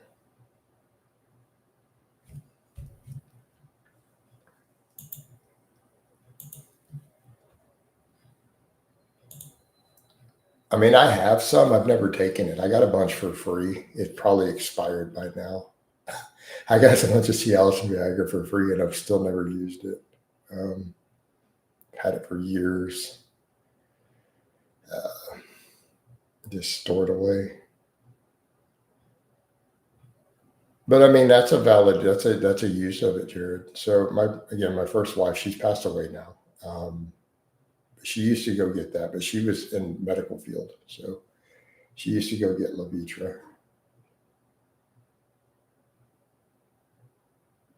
But we would only do half of one because half of one it was a lot to deal with. Like half of one, you were good for hours and hours. There used to be the joke, Levitra is ready when you are. You know, I think that was one of their actual advertising lines. Giving up porn will help with your women in the long run. That's actually good. I didn't think Cialis. Well, I mean, it is used as a PED to some extent, but it's usually on top of other drugs. So, like most gear and PED sellers sell it, but it's not a standalone. Like dudes aren't using it as a standalone for recovery and stuff. You're not really going to see that. You know, um,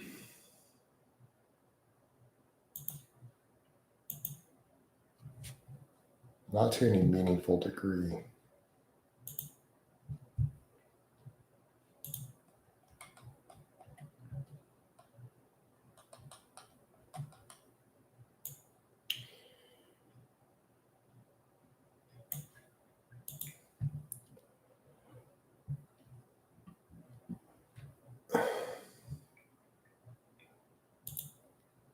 I digress.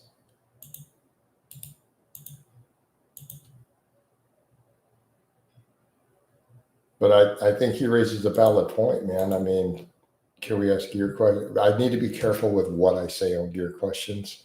When I'm able to double stream, I have to cut the gear questions out. I'm not able to double stream on Facebook too right now. So it's used to treat the side effects. Hey, Jared, if you need detailed stuff, I do consultations. This is a service I offer.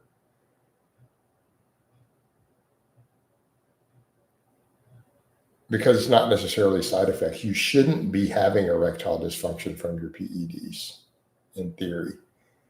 Like, if you are, you've got something dialed in wrong. Like, if anything, people I help with some of their gear, I give them advice and they have the opposite problem. By the time I'm done, they're like, I'm having the other extreme. Can I get my sex drive toned back down? Like, one of the guys I do some consultations with on that, he was like, yesterday, he's like, okay, I got to fix this. He's like, the opposite problem. You know, he's like, all I do is think about pussy nonstop, 24 hours a day, 7 days a week, and then have sex, and then I don't want to quit. She's too tired to keep going. Right. So these are problems you can run into. So really, if your stuff is dialed in, it should be the opposite. So you're using that as a Band-Aid in that case. Do you ever find extra benefits from doing your GPP workouts on a beach? Well, I never had access to a beach regularly at any point in my life. I've never lived close enough to a beach for this to be an option, Desert. I have just literally never lived near a beach at any point in my life.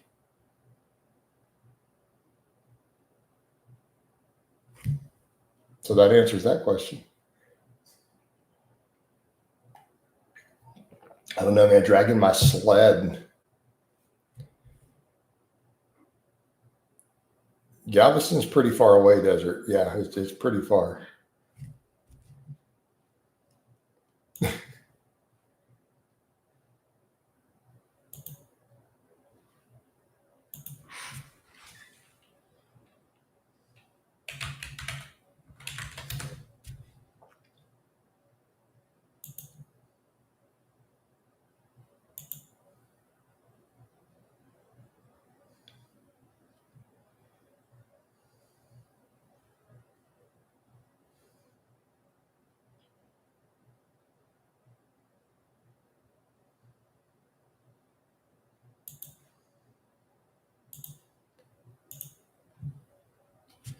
Yeah.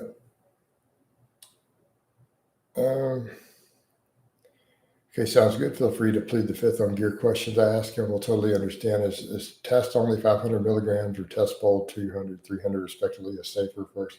I don't know which is going to be safer. It depends on how effective of an AI Boldenon is for you personally. For some people, it's very potent. For some people, it gives no AI at all. Okay. And I also don't know what your body fat and how much you aromatize personally to say what the issue is. Assuming estrogen can be kept in range, the test is in theory always going to be the safest overall. Right.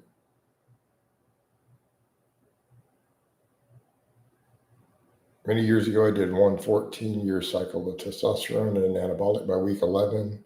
My wife was running the other direction when she saw me coming. Sorry, 14 week. Hi, Jason. What is GPP? General physical preparedness. Go Google it. Look it up. GPP is general physical preparedness. It's a very specific training term.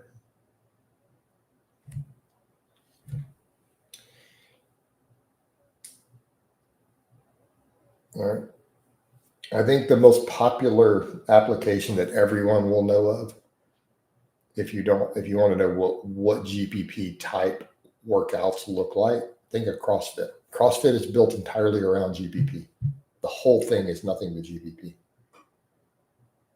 they took the concept of general physical preparedness, which most athletes and powerlifters and other people do as a side thing, and turned it into their whole thing when they started doing CrossFit. Good morning, Coach. What's up, Cog? Yeah, vertebrae. That happens sometimes, man. Kettlebell is a good workout.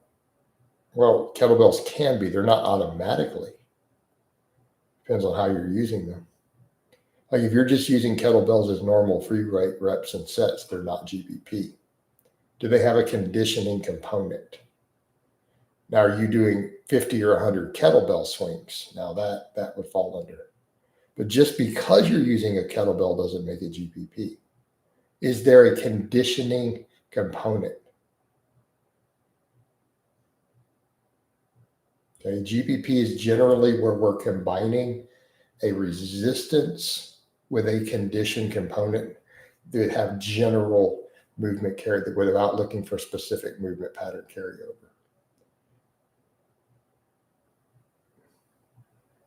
So pushing sleds, pulling sleds, weighted carries, all that stuff, barbell complexes, those all fall under GPP.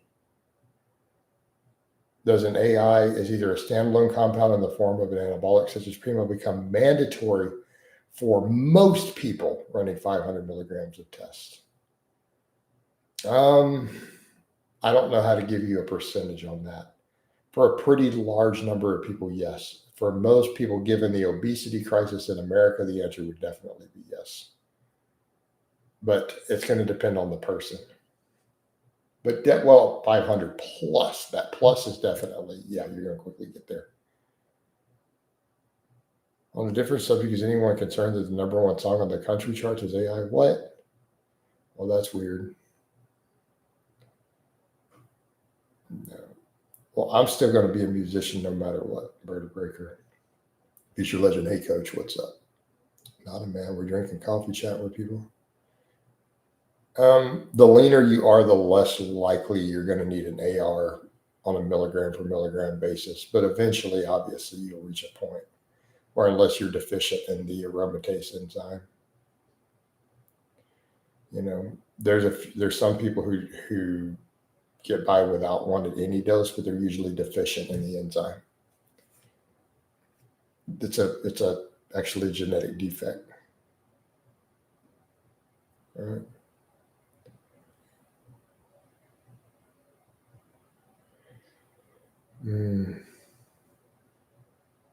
Do you watch any YouTube fits? I'm sure it pops up in your feed. No, it doesn't. I don't see it at all. Nope. So, an AR. Well, might have been a slip. Mark Remington. Hey, Jason, is Anavar good strength building anabolic? It can be, but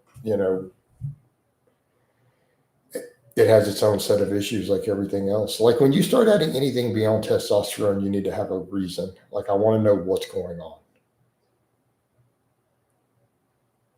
I mean, in theory, all anabolics are good strength builders. There's no such thing as an anabolic that's not a good strength builder.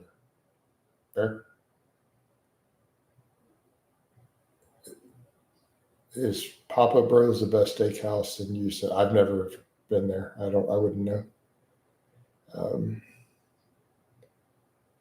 So my feed doesn't look like yours. Like I don't use the homepage. So feed means what's down the side if I'm watching a video. I don't know. Let me see what pops up in my feed. That's a good question. So I will tell you what's in my feed. And let me go look. I don't really ever see fitness. I mean, I guess a little bit. But, but that's a good question. So let me see what's in my feed down the side. So you ready? I'm going to read down the video titles. Brits react to Russia messes with the U.S. Navy. Next video.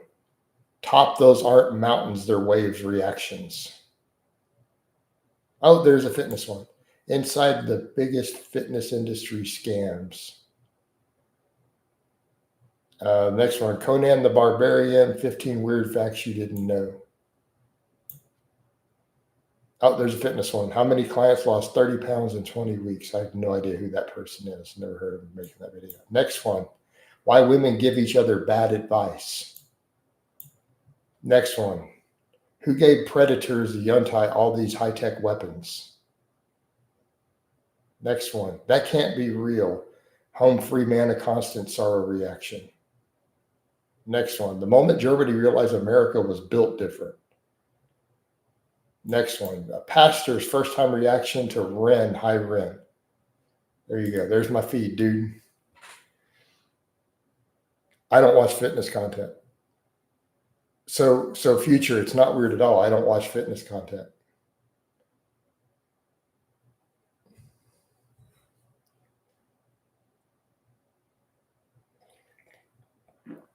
That's probably why.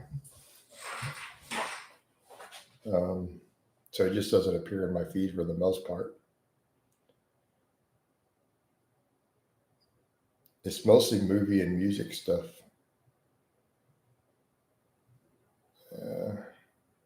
Good morning, Max. What's going on? How you doing, Max? So that's what's in my feed, y'all. Oh, here we go. Super hypercut of YouTubers reacting to Lorna Shore's To the Hellfire.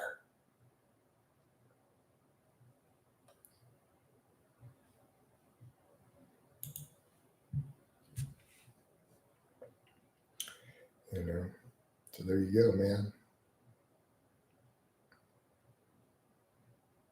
Do you listen? Sometimes I go through phases where I don't, and then sometimes I do again. Mainly, I don't like my AirPods trying to fall out on me, so I'm kind of back and forth on it. Like mid bench press, it's a problem. Like it mess. I try not to listen to music when I'm benching, for example, because it will mess up my work sets. Like if I'm doing those high rep sets with 225, and I'm going for a rep PR. If the AirPods fall out on rep 12, one of them falls out of my ear, it really will mess with me. Let's try a good pair over SAR. I don't know what that means. I have AirPods.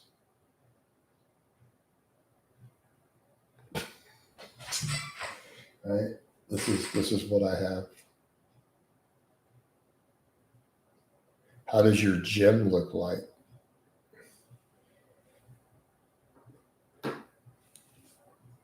I don't know. Does Apple make a over the? I don't know, man. It seems like a lot of hassle. Cog, you don't see my gym every day. How does your gym look like? I mean, you see me training every single. I vlog all my workouts. You literally can see my gym. I film in it 3 days a week. I mean, it looks like my gym, right? It looks like my gym. Do you like closed grip benches? For some people, I haven't been doing it these days. I guess it depends on where you're weak at. But for some people, yeah, we'll do closed grip as an accessory. So when you're talking conjugate future, we like the accessory that addresses the weak point of the specific lifter. That's what we like.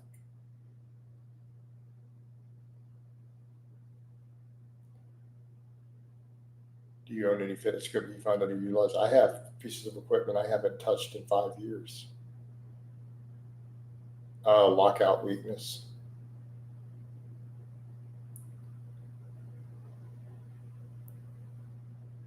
Yeah, no, dude, look at the dates. So look at the full body workouts. Those dates are accurate. So if you look at my video feed, the dates are accurate. That is filmed on the day that it's dated. Coach, how much carryover can I expect from an incline bench to flat bench if I'm getting stronger at incline but not on flat? You should get good carryover unless it's not addressing your weak link. Do you wash clothes? Seems like a weird culture thing where they say white people don't use washcloths for the black. What?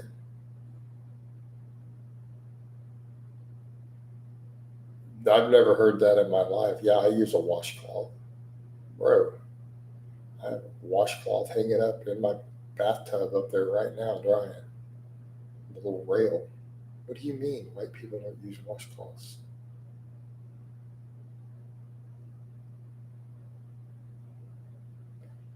I'm Slavic though, so we're a slightly different breed of cracker. So you may not you may not be aware of that. Keep in mind, dude, I'm Eastern European, like I'm Slavic. So we're like a spicy cracker. We're like a cracker with that little bit of pop to it, just pop, little spice, you know. So why are you laughing? I'm serious, dude. It's not funny. All right. Tedder said there's a cool fitness company named On It based in Austin, Texas. They make cool kettlebells. Yeah, I'm familiar with them. That's fun. What's going on, Connor? Uh, Future says if your max effort stalls on conjugate, should you look at accessory list to fix that? Yes. Yes. That's how you correct it on conjugate.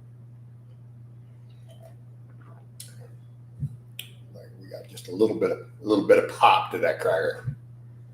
A little bit of like paprika or something added to it. So we're not like, textbook saltine American. How often do you change your washcloths? Every couple of days you throw a new one up. I mean, I'll use the same one a couple of days in a row. Hang it up to dry in the thing. I realize your last name is pretty unique. Yeah, it's Czech.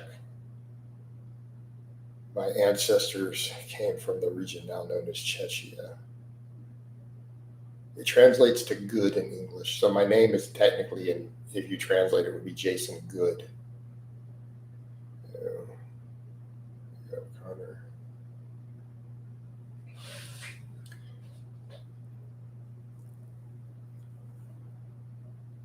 Morning, Mr. Braha. All right.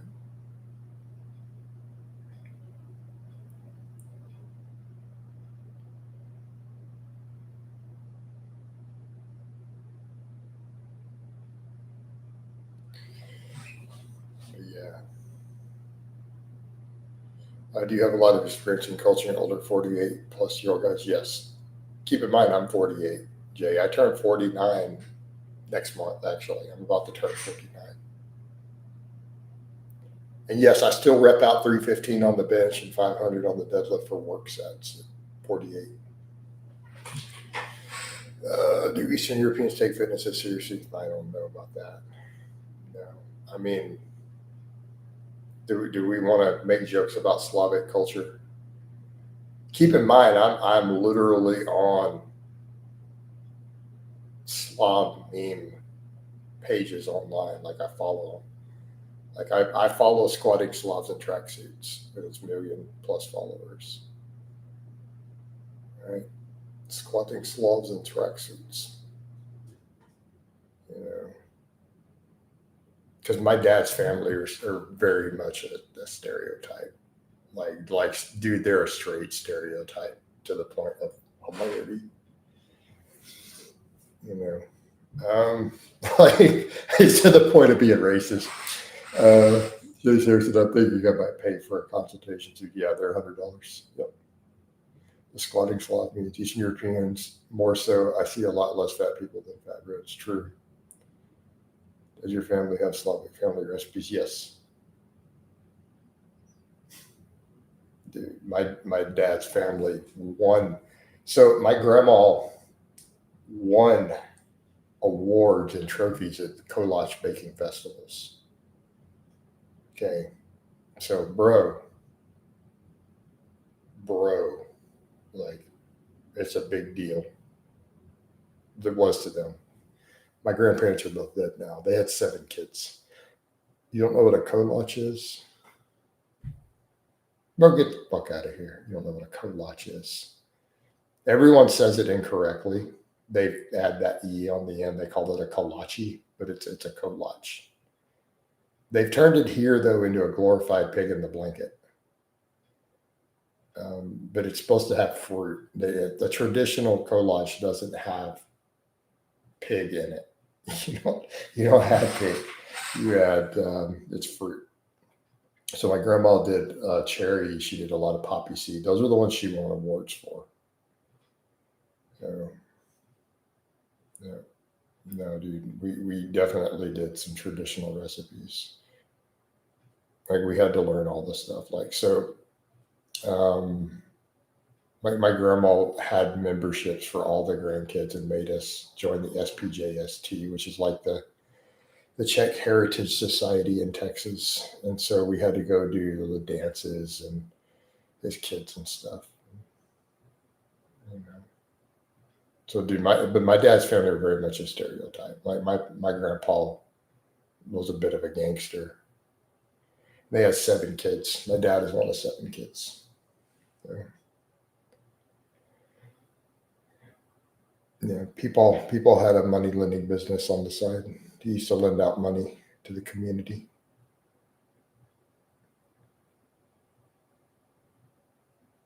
Well, I discussed that before too. We were joking about it out in the cornfield because they had a cornfield at our ranch.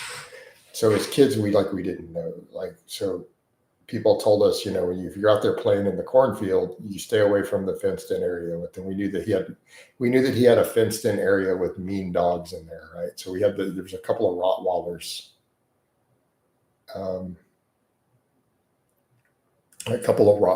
in a fenced in area. So inside the cornfield, he had a separate little field. It was maybe half an acre, quarter of an acre, right? And it had like chicken mesh and barbed wire, so you couldn't even really get through it. And it was like an 8-foot fence, and it was fenced in separately in the middle of the cornfield, right? And he had Rottweilers in there, and we knew as kids, like they didn't go in that area because he had those mean dogs in there, and they would like chew on the barbed wire at you and bark at you. They didn't want anybody coming in there, and they lived in that part of the cornfield. And as kids, we had no clue. We didn't know. We just knew that he had those corn plants were a different type of corn plant in there, guarded by the dogs. The middle of the cornfield, like it was crazy, right? So you got a big cornfield. It's like a couple 100 yards in. You had to walk into the cornfield.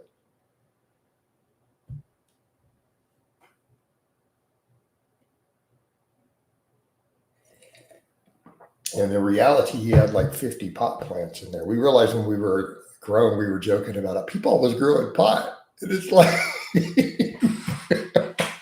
so, but it was just, he never talked about it. You just stay out of there.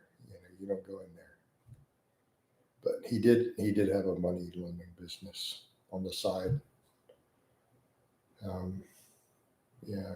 So my dad's family are very much an ethnic stereotype. Right? People did big business. Right? We do big business. We have multiple side business. 7 kids. All right. I need to get some coffee. Be right back.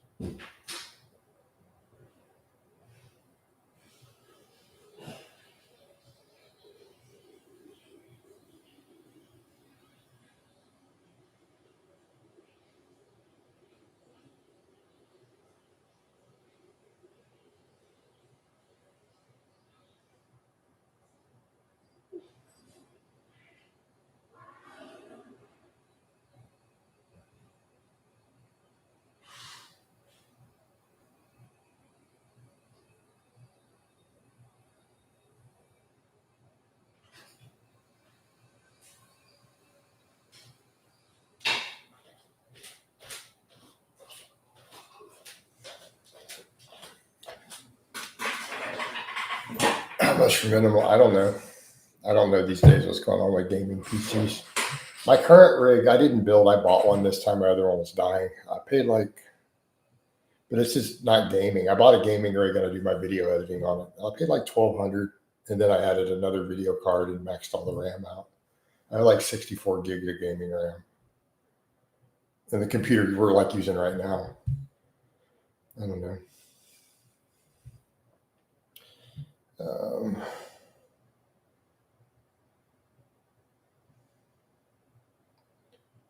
Potatoes is a healthy prime meal, right?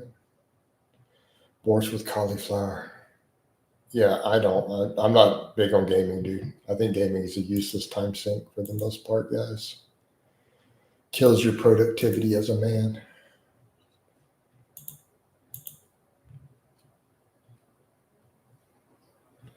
Kills your productivity. So I need this to pick up. Give me a second here, guys. I got to make some posts real quick. So Facebook, the page is doing good. The profile needed to pick up. I need to get that bonus. My page is flowing good this morning. The profile could be better.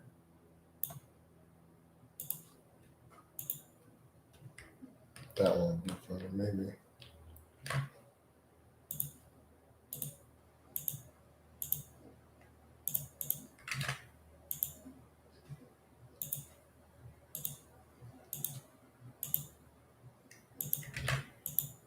You got to get a spicier meme in circulation. You got to send it to 30 groups.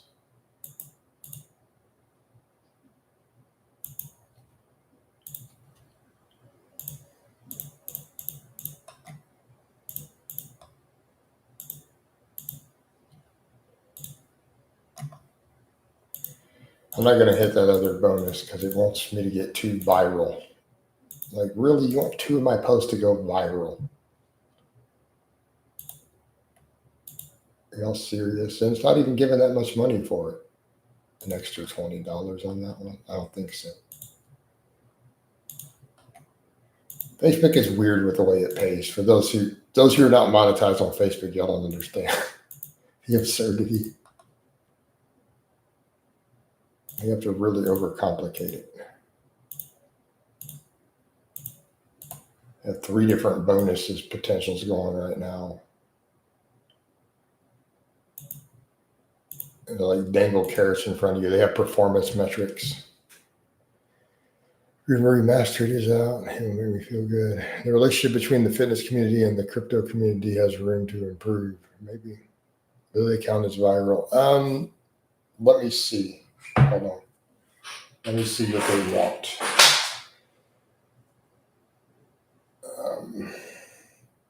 I got to flip over. Let me log into my profile from my page. My page, I just need one more post to hit good, but I only have like a day and a half to do it. But the profile, what it wants me to get, Peppermint, it might have expired already. So what's it want me to get? I have 2 days left. So it wants me to reach 500,000 people with 2 posts in a 7-day period for an extra $25. Like, you're going to make more than $25 from reaching that many people. So it's that one ends tomorrow. I haven't got a single one on the profile to do it. And then the other one, it wants me to get a certain amount of money. And if I earn it, they'll throw another $44 in. I'm going to be, I don't know if I'm going to reach it though. Because I'm only 40% of the goal they want on day 17 of the month. So I may not hit that one. You never know. I mean, they're just nice extra bonus. I get obsessive about them though. Jay says, couldn't agree more about gaming. My nephew is 14 and all he does outside of school is play video games. Like, I get a little obsessive about hitting those little small goals when they start saying, we'll give you an extra 25, I'll give you 44 extra dollars. We'll give you 30 extra dollars. I get obsessive about them. Like, let me try to tick all the boxes. Let me hit that. It's kind of funny. I'm 50 and love gaming. Yeah. My nephew is also not very popular with girls his age, and he has expressed his frustration with the fact and told me, and I told him to stop gaming so much, but he said it's too hard to quit. Yeah, that's definitely a hindrance. Like if you're not getting girls in your gaming, and I got to remind guys that came up too. Someone who we banned already tried to jump on that. Well, you used to game. I'm like, I'd never gamed when I was single. All my gaming was done when I was in committed relationships and lived with a woman. Like I didn't game generally when I was single, very rarely. Only time I did is when I was sick and disabled and stuck in bed, and I couldn't really go anywhere. Um, and that's been I've rebuilt myself from there. Like I rebuilt myself out of my medical condition. What games did I play? I played WoW, and I power leveled characters and sold them because I was sick and in bed, and I had no means of working. So I used to write papers for college students while laying in bed, and I would try box World of Warcraft characters, max them out, and then sell the accounts on eBay. And I used to write college papers for students for $20 to $40 a page for classes they didn't care about, weren't related to their major. So I did those two things as a business while I was in bed sick and disabled for a year. So I was already doing WoW by then, so I just power level characters. Buy the accounts, power level them up, and then sell them. Flip them over on eBay, maxed out characters.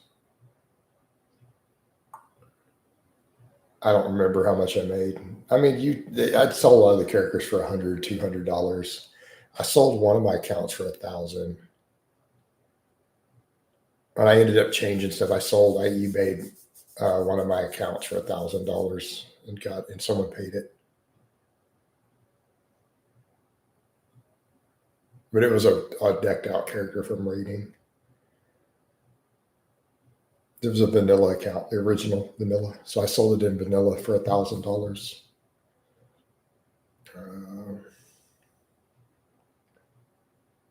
I don't think you understand how decked out the character was.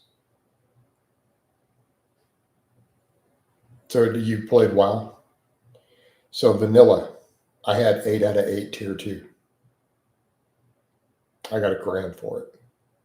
I had all 8. I had my tier 2 epic set, all 8 pieces. So I sold it for $1,000.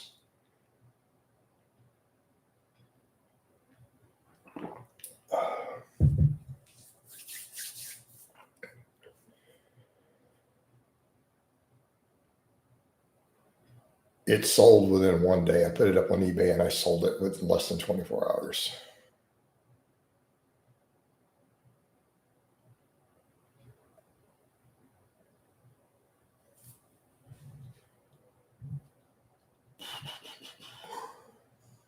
But maxing out characters back then it didn't take long. Like, so let's say I would get $100 a piece and I could do 2 to 3 of them a week, kept me from starving to death. All right.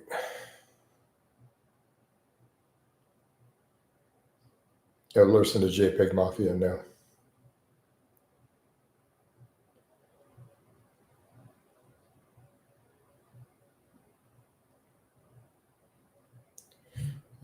So yeah, man, do what you got to do to survive, dude. I was disabled and fighting with disability still. Like, and I don't think people realize that I don't get disability, and I haven't in a really, really, really, really, really long time. All right. But people forget that. I had to fight in court to get that. Like, that's a long process, dude. You don't get SSDI just because you walk in and apply. I had to hire a lawyer. I had to go to court, physically go to federal court in the courtroom with the judge more than once in order to get it. I'm not going to go into the exact amounts. They had to give me back pay. I got a year and a half of back pay awarded. So I got 18 months of it all in one check.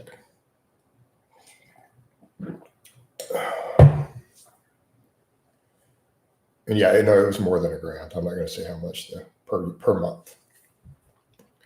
It's based on what you paid in. I mean, I had a good job when I got sick. What did I do with it? I paid my bills with it.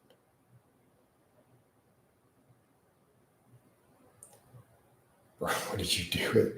I paid my bills.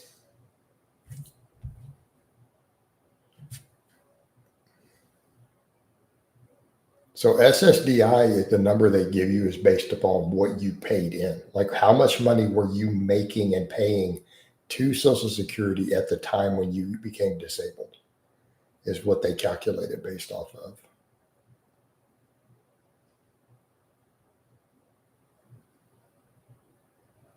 So they basically retire you early.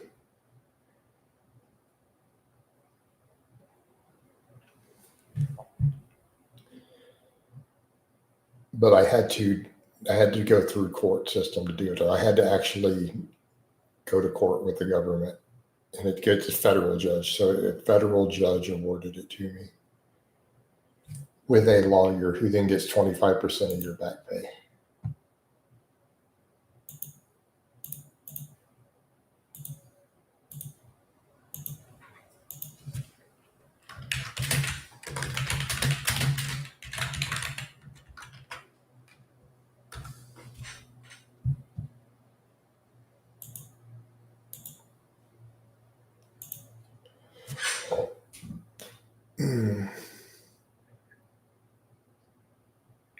Good thing you don't need it. Yeah, I mean, I don't need it. I mean, I live off my coaching business at this point.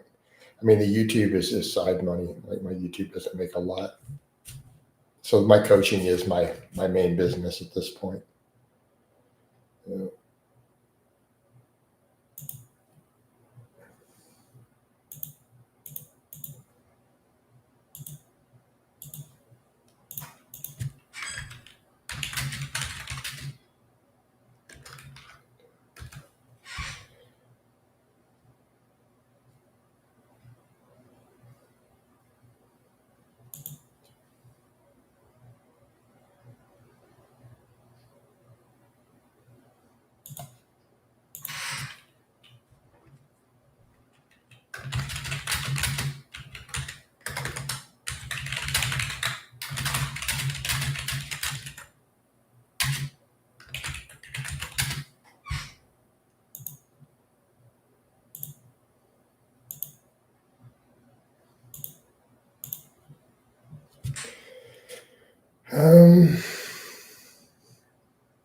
Benny says, I tried Tinder, Bumble, Hinge. I don't really know what those are. I still couldn't get a date. How do I get a girlfriend? You go meet a girl? Yeah, I'd never been on any of those. I couldn't tell you. You're 5'11", 185 with an athletic build. Well, that's not your problem then. It sounds like a personality issue. Yeah, Benny, get off the dating apps for your anti. Yeah, dude, dating apps are for losers, man. Go pound the pavements, talk to girls, go meet girls, dude, bro. Yeah, dating apps are for straight losers, dude. Like you're scraping the bottom of the bucket once you're on a dating app. Yeah, just get off there, man. That's no good. Yeah, Q, that's some loser stuff too. Don't do that. Don't pursue one. Even though I got with someone in another country, technically I was disabled and sick when I met her, and I wasn't looking for a girl in another country. I happened to have met her online and we hit it off. But let's be clear, I was disabled and in bed at that time. So for all practical purposes, I was a loser.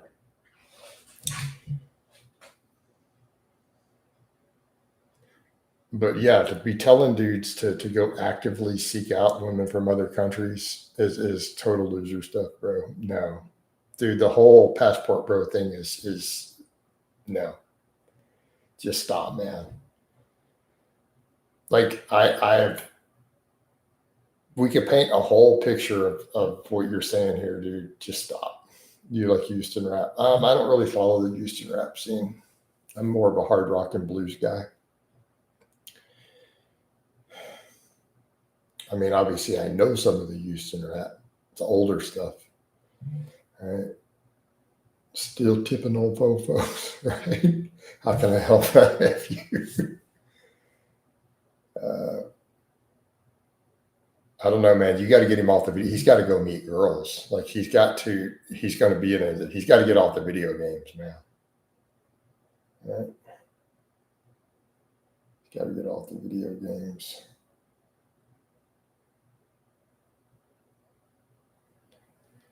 BMW, appreciate the super chat, man. Thank you so much, bro. Always good to get one in the morning.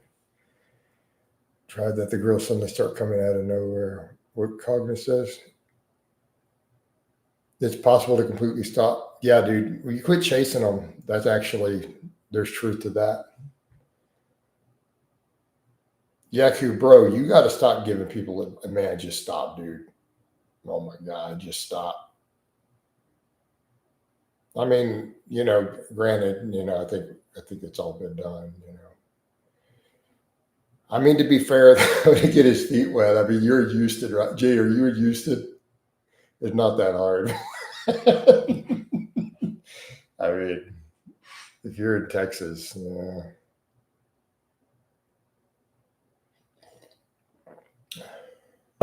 There's so many freaking brothels in Houston. It's out of control. You ever watch Kevin Samuels? No, I don't know who Kevin Samuels is.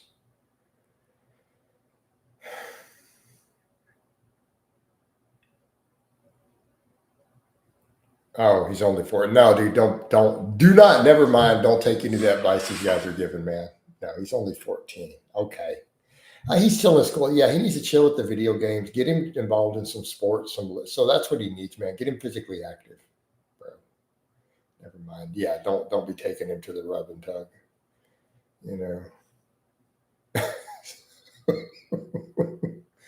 Yeah, he doesn't need to do that, man.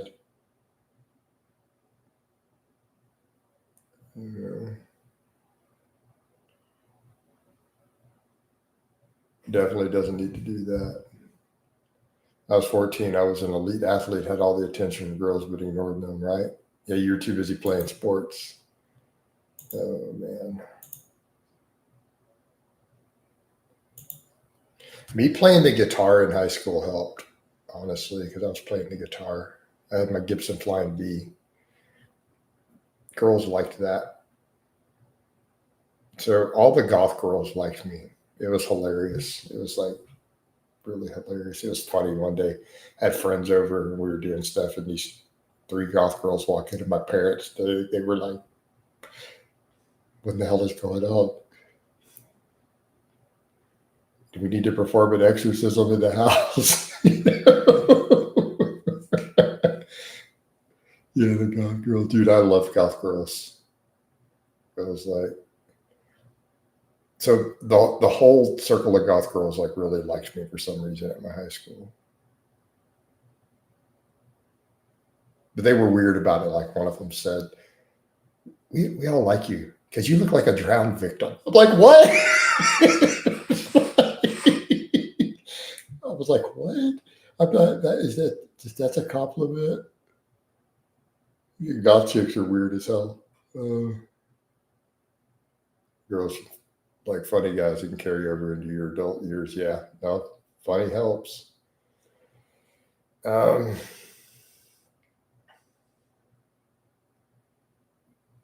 Benny down to Queens Bend. What? Goth girls are wild. They are. Yeah. Well, that's been an ongoing issue for me too. Of like, and I've had to break away from that. I got to stay away from. Even my brothers are like, you got to stay away from all these tatted up, pierced up chicks. Just stop. Even my brother's like, no, dude, no. I get a hard time from my bros. Like they've historically given me hell about that. We'd be out somewhere and some girl with a bunch of tats is over there. They'd be like, be careful, don't let Jason see her. He'll take her home. He'll be over here bringing her to get-togethers. Don't look away. Here, somebody cover his eyes. Dude, it's I'm sitting here like I'm not amused sometimes. My dudes are like that. My homies. God, they give me hell about it. So, you I'm upstating you're trying to get even. What? Just don't look. Just don't look. Right? Yeah. I'm done with that though, man. I'm done. Stay away from them. Did you get a lot of girls? I didn't say. I would say I got a lot of girls in high school. I mean, I dated in high school. Um, I didn't get a lot of girls. I had plenty of girls who were friends. I'd never had a girlfriend in high school. Like I didn't have a steady. I had girls I went on some dates and stuff with, and I had girls who hung out in my circles and we hung out and they were friends and I dated some, but um, like I didn't have a girlfriend per se.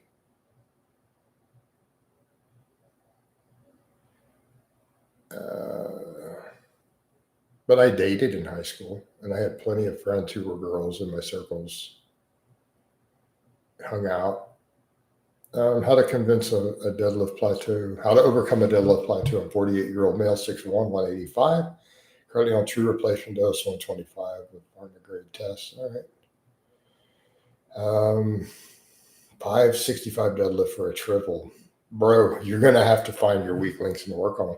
Like 565 for a triple at 185 you're elite right now. Jay, you need to understand that. You have an elite deadlift. Period. Full stop for where you are. You know, to be fair, you may have, depending on where you live, possibly state record. You could definitely easily go to worlds with that deadlift, assuming it's a legit. All right. Yeah.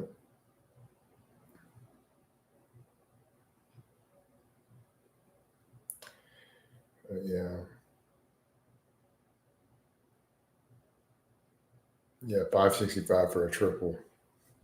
So, Jay, that's very specialized. For you to break through that plateau from where you are when you're already elite is very specialized.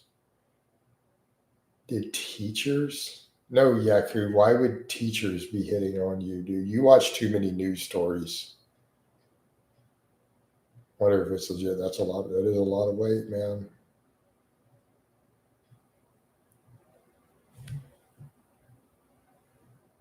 Technically, I can't do that right now.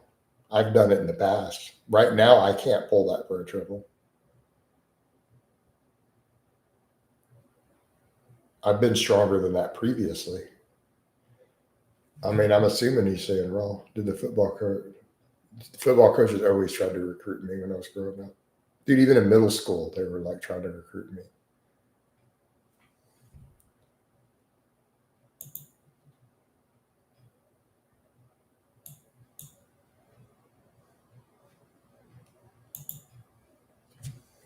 People thought I lifted before I lifted.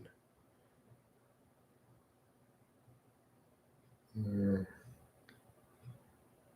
Good morning, Jason. What's up, Ryan? I just saw your videos coming through. Client Ryan in the house.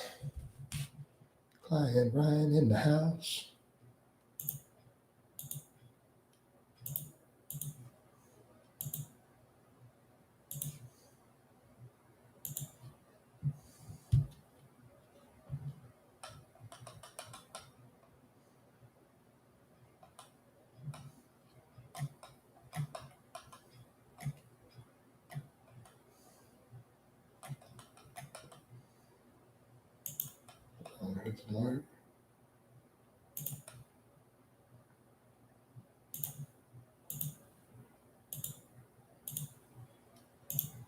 Yeah. You should have went to NFL coach. I could picture you, man. Yep, just finished training this morning. Good stuff, Ryan. Good stuff, dude. You got to be well up into the past 6 foot for a lot of that. Yeah, cool.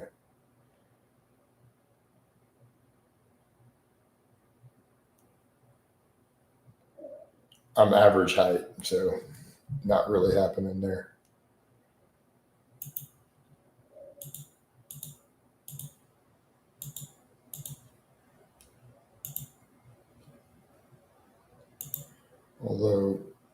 I have a first cousin who played NFL. Yeah. So do you know who Chris Kasurek is, the 49ers coach?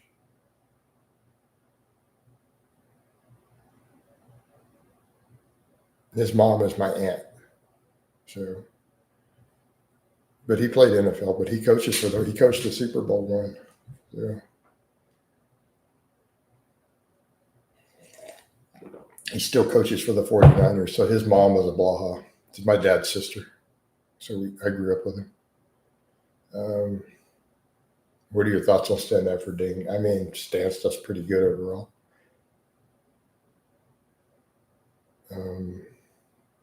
Jacob. Hello, sir. How you doing, Jacob?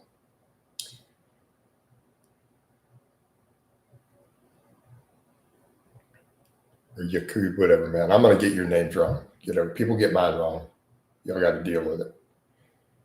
I don't know what's so hard to say about Blaha. It's just pretty straightforward.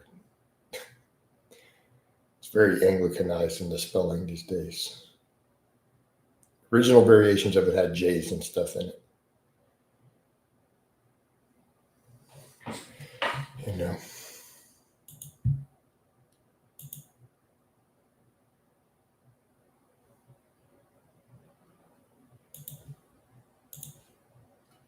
Have you ate? No, dude. I'm not going to eat for like at least another 5 hours, bro. I fast in the mornings. No, coach, be fasting in the morning. We'll see how we look on camera today, though. My calories are low. People forget. I put up my food yesterday. My God, the comments like, "Oh my God, are you on an extreme cut? That's like starvation." Like, dude, there's half a watermelon there. I mean, I ate like a pound of chicken breast, and I have all those potatoes, and they're like, "An extreme cut? Oh my God!" Like, dude, it's not that little. Wait, Yaku is a weird guy. Oh, wants to kapow Yaku. All right, hold on. All right. Connor's called for a kapow for Yaku being weird as a moderator and a channel member. Peppermint, are you seconding it? Our account created yesterday. Did he really create it yesterday? And he's talking about all this incel stuff. Let's see. Account created yesterday, and he's coming in with incel speak. So, do we have a second for Connor's kapow? Potatoes are cutting superfood. I'm adding them back in. Yep. Dude, I baked so many potatoes this weekend. I got a whole fridge full of baked potatoes. Yeah, I'll second that one. Okay, he got to go. So 2, Ryan's calling for kapow, and he stays for Yaku. He's giving off strange vibes, so I'm going to be put in for a vote. No, not you, Yakub. We're talking about Yaku. Not Yakub, Yaku. I know it's a little confusing. BMW also gives a kapow, and he just donated in this stream. All right. Yaku, you have been judged by a jury of your peers, and you have been found guilty of being a weird incel. The sentence is death. The sentence is death. No one is above the law. May God have mercy on your soul, for the live stream will not. Kapow! I don't know. You can't call other people pathetic, man. You were the one talking about you should go get you import a woman from another country. Go be a passport bro. You don't really get to call other dudes pathetic at that point, man. I'm just saying. I mean, we had one of the dudes come in yesterday. I was telling about Brianna and her wall about it. We joke about this stuff on her social media. It's one of my friends. Friends with her and her husband. So we were joking about it. Like, I had one yesterday in the stream who's like, "No, guys, you got to get an Asian woman because Asian women will make you feel like a real man, even if you're not much of a man." It's like, bro, you don't admit to stuff like that. You know what I mean? Dudes were saying, "Oh yeah, man, they'll make you feel like a real man, even if you're not much of a man." Like, you admit in this that you're not much of a man. Like, dude, oh my God. You know, it's like, I mean, yeah, exactly. One for your own country, not a foreign country, right? I know, right? I mean, there's lots of Asian girls where I live, actually.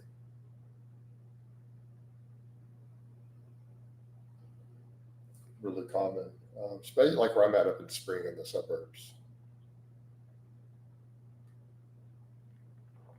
There's a lot of Vietnamese and Chinese women here. But still, guys. Yeah, I have. Um, I don't like. I'm not like one of those dudes. I'm not like all about it. Like I'm not. I don't fetishize it or anything. So I'm not one of those dudes. But yeah, I have been. I have been before. UK, you don't have to go far to find a girl from any country, right? Uh,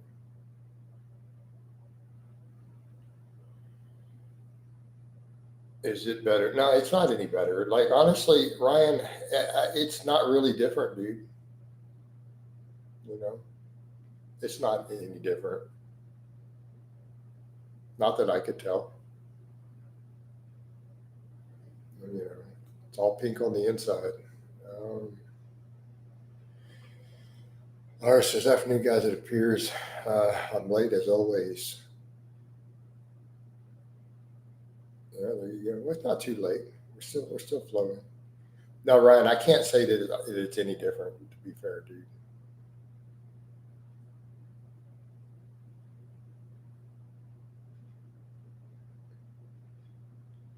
I mean, Jay, it's not it. Jay, it really isn't any different, dude. Honestly, like it really is. I can't tell the difference, man.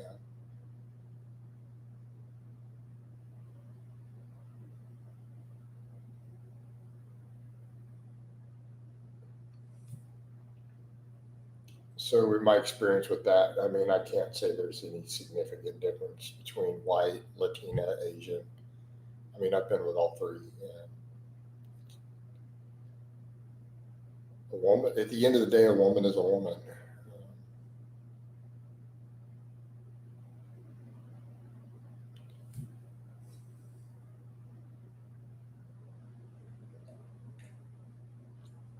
But I've mostly dated white girls, but I've dated others. So,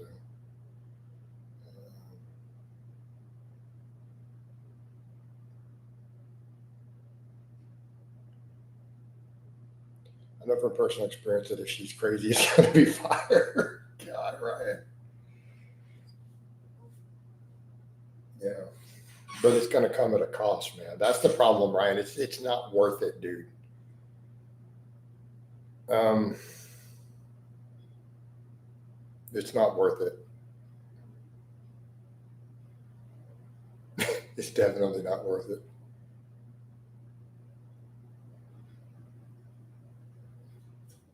In retrospect, no, Coach. I'm never or Desert. I'm never going to say that a medical issue is a silver lining because I mean it came at a pretty hefty price tag. I don't think you understand how much of a nightmare I lived for a while. The impact it had on my physical, my mental health, everything was just astronomical. Like I almost didn't make it through that. You know, I almost didn't make it through that, dude. Yeah,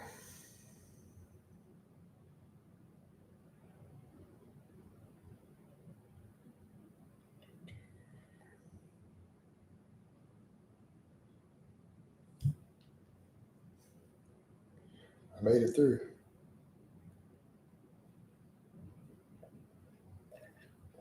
No, Jacob, I'm not a car guy anymore. I haven't been a car guy in decades.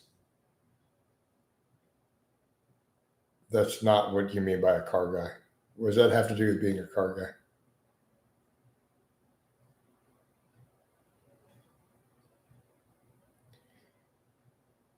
By a car guy, meaning have I built small block Chevys?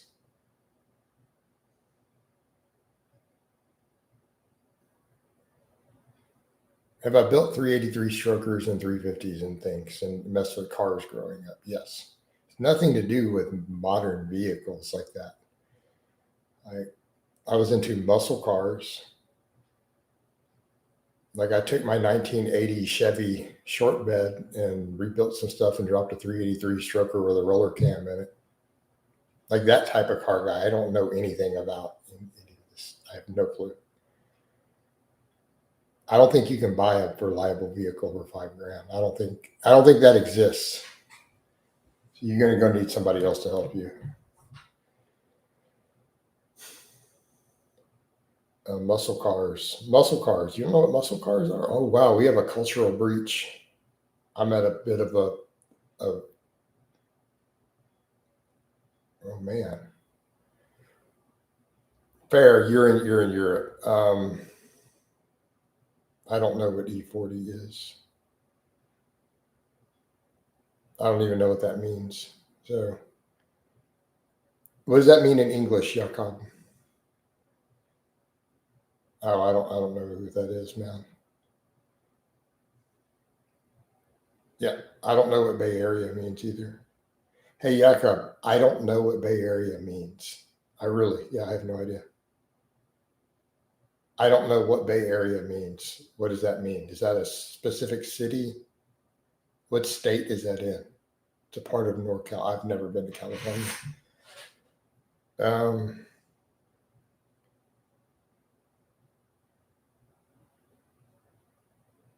from Google, there you go, Lars. A muscle car is a high performance American made automobile, typically two-door coupe that features a large, powerful engine off of you. So, my first car was a Firebird. I was 15 years old when my dad and I bought it. So, there's your context. The last muscle car I owned was my Mustang GT that I sold when I got sick.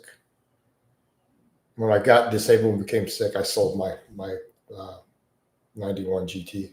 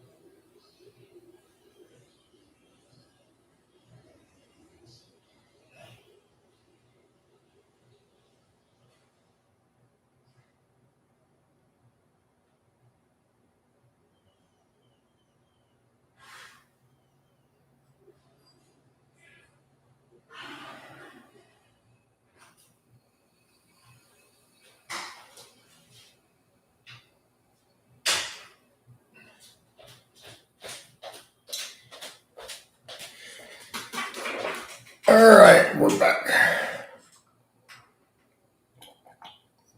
So cars I've owned. Yaku, I can't help you there, dude. This is the wrong channel for that. I usually ban people for that nonsense. I don't need to be any bigger. I'm not trying to kill a girl. Um, I can't help you, dude. I don't know how to help small dick dudes. I can't help you.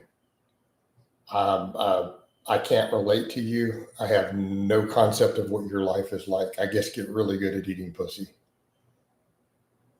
So you're about to be up for a ban, though. I usually ban people for this. Like this is a fitness and strength channel.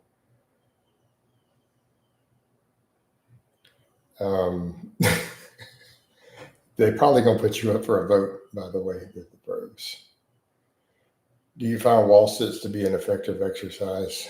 His is already calling for kapow, but he doesn't have channel membership. Jakob, that's not halal. So now Connor's calling for a kapow. That's 2 so far.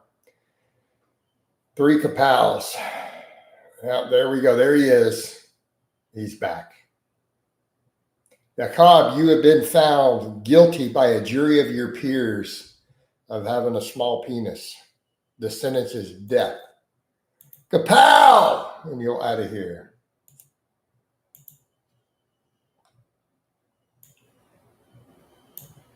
All right. Oh, Lord. Man. That's an effective band. Executive ban when you mentioned the Doc Hink. I saw that coming from a mile away, right? That was a creepy post, not gonna lie, right? I can't relate to you guys. I can't help y'all with this. Oh, man.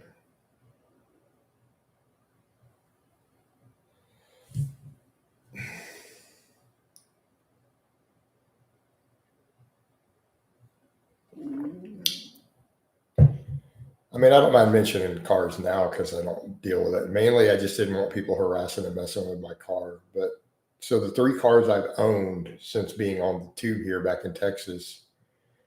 Yeah, in fact, I narrowed it. I've been letting the chest hair grow. Now that it's funny you mentioned that, I took the hair off yesterday. I've let it grow for months. I just took it off yesterday. So we'll see in the vlog later today. Yeah, I use Nair. Works great. So I had my Mercedes E350, right? I got a great deal on it from a family member. I'm like, I needed a car and I got back here. So I got it $2,000 under Blue Book. I traded it in for the Ford Focus as a trade-in because the maintenance was getting high. When I hit 110,000 miles on it, anyone who's ever owned a Mercedes, any of you guys ever owned a Mercedes? The maintenance on that car once I got past 100,000 miles, my God, there's an add up tires, dude. I busted a rim once. Actually, twice I busted a rim, like because of Houston potholes for the Mercedes. Man, I loved that car. But it cost me too much to upkeep it. It just wasn't worth it. So I traded it in, got the Focus. Brittany totaled my Focus, by the way. She totaled that car. She destroyed it. Didn't even hit another car. Thought it would get me started. How do you total a car without even hitting another car? Single car accident. So, and then I had I had a Toyota CHR, which is a small SUV, and I lost it recently. Did any of your ex-girlfriends ever press you to buy a car that wasn't in your budget? No. No.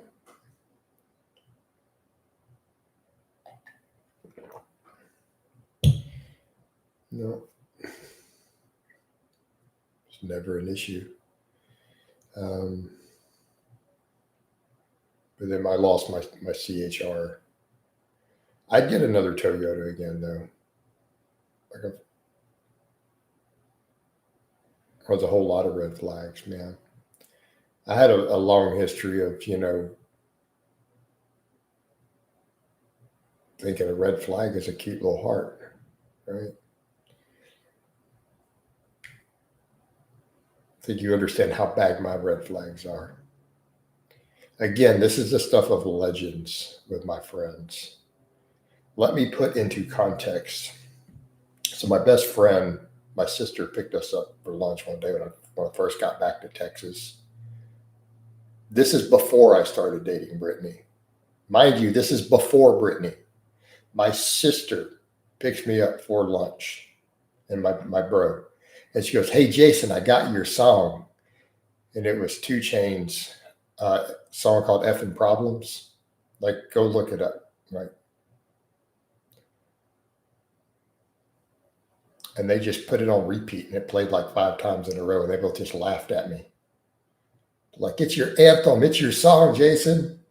And they both just laughed and laughed and laughed. So in the song, it goes, I love bad bitches, that's my effing problem. Yeah, I like to F, I got a effing problem. That's the main chorus. My sister and my lifelong best friend are standing here laughing at me. This was like 3 weeks before I started dating Brittany, who you guys met on the channel.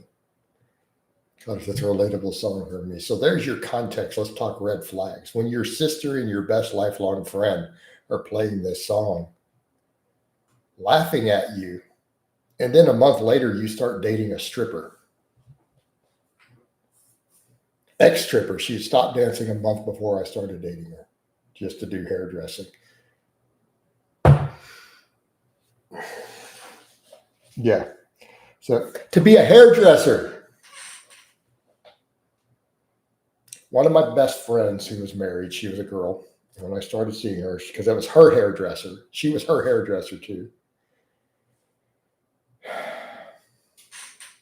I have a friend named Tiffany too from that same. Tiffany is largely responsible for me being set up with Brittany, by the way. You let me go there, but set that aside. She sits down and goes, Jason.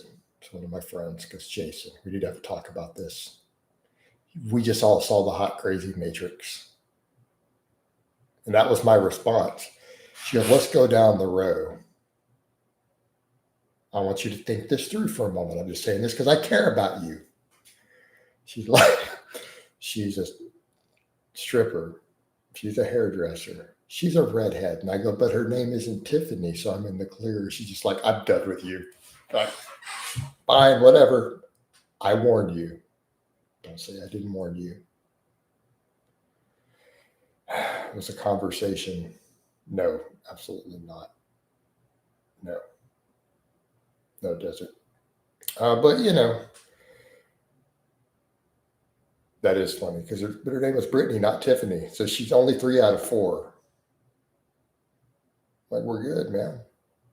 She never had red hair hardly when you guys saw her. She always did different colors. She did fantasy hair. So, you know. Oh, God. You know. So you don't got to tell me about red flags, does it? Keep in mind, this other situation happened before I got with her. This is my sister and my best lifelong friend just laughing at me.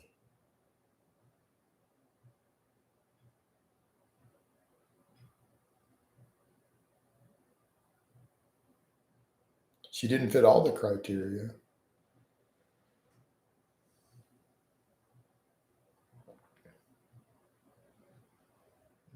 Just saying, bros. Just saying. But I'm done with bad girls. I'm done with them permanently, forever.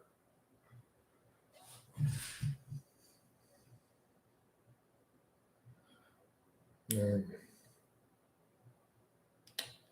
no, done with bad girls. Girls you enjoy, that's a green flag. Working out's a green flag. Yeah, there you go. Can be. Not saying I haven't had issues there too in some cases. But working out is generally a positive thing. Right?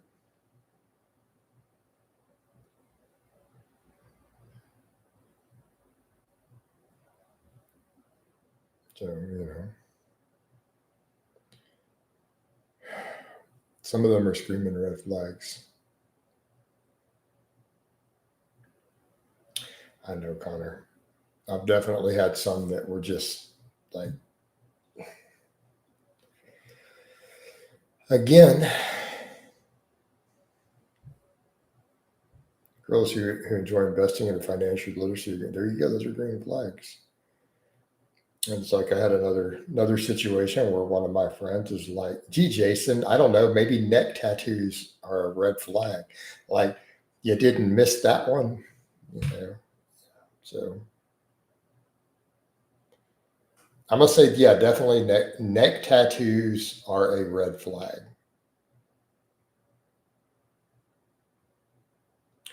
Um, Multiple private areas pierced is a red flag. There's more than one piercing involved in anything hidden under the clothing. That's a red flag.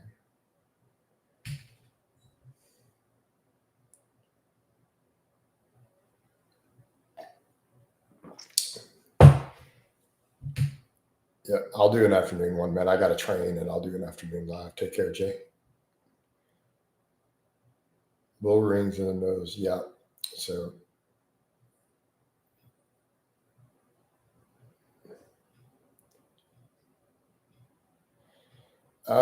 Thomas says, "Hey, Jason, you seem very no BS evidence based, not fitness related, but do you believe that psychosomatic pain is real? Absolutely. I'm dealing with chronic pain and I've hit a brick wall with doctors. Yeah, no, there absolutely can be psychosomatic pain. And there are pain management doctors who realize this. No, absolutely. So I think you'll find a lot of doctors will tell you that that is the case, particularly things like back pains and stuff. Can absolutely be no perceivable physical reason sometimes. In fact, I had a client going through that one of those. So I've seen other like lifting doctors talk about it, doctors who lift. I had a client who, for a while, who was going through intense, overwhelming back pain. We couldn't do any standing exercises, right? And his doctors couldn't find anything wrong. His physical therapist couldn't find anything. The doctors on MRIs could not find anything. They're like, we can't find anything wrong with your back. There's nothing physical we can find. MRIs, checking stuff, x-ray, nothing is wrong. But him even trying to carry groceries in was overwhelming. Like he couldn't even carry groceries in. So we had to do all his lifting seated. Like he could do bench press, he could do, one arm dumbbell rows, things like that. But he couldn't do anything standing. No squatting, no deadlifting, no overhead pressing, nothing standing on his feet. And we had to train that way. He's like, he couldn't even carry his groceries in sometimes without overwhelming pain and have to go lay down for 10 minutes. Bring in 2 bags of groceries and would have to lay down for 10 minutes before he could even walk again. I've had one of these, and his doctors couldn't find anything wrong. Fortunately, he had a really good job and good money, so he was able to, have good doctors, but they couldn't find anything. So they absolutely exist, man. Absolutely exist.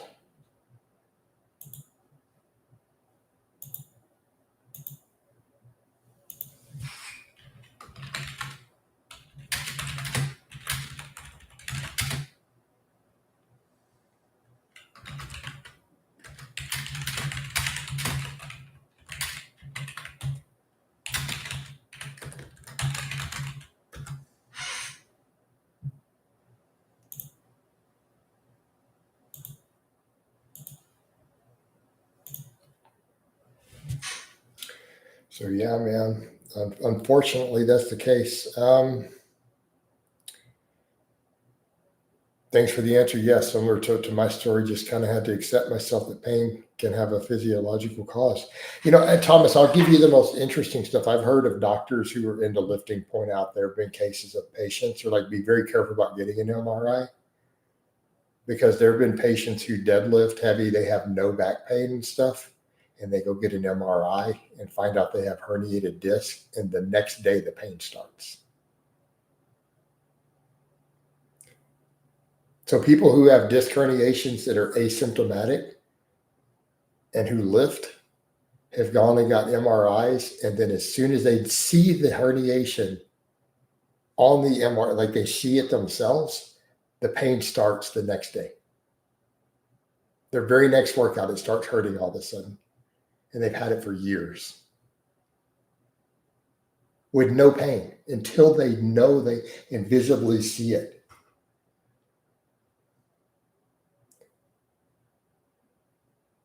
It's insane. It's just like, yeah, it's fascinating, right? So they'll have the damage and they don't feel it until they know that they have it. And then their brain's like, oh my God, now we have to hurt every time we deadlift. And then other cases where they can't find anything wrong and they have excruciating pain and there's no physical things that they can see.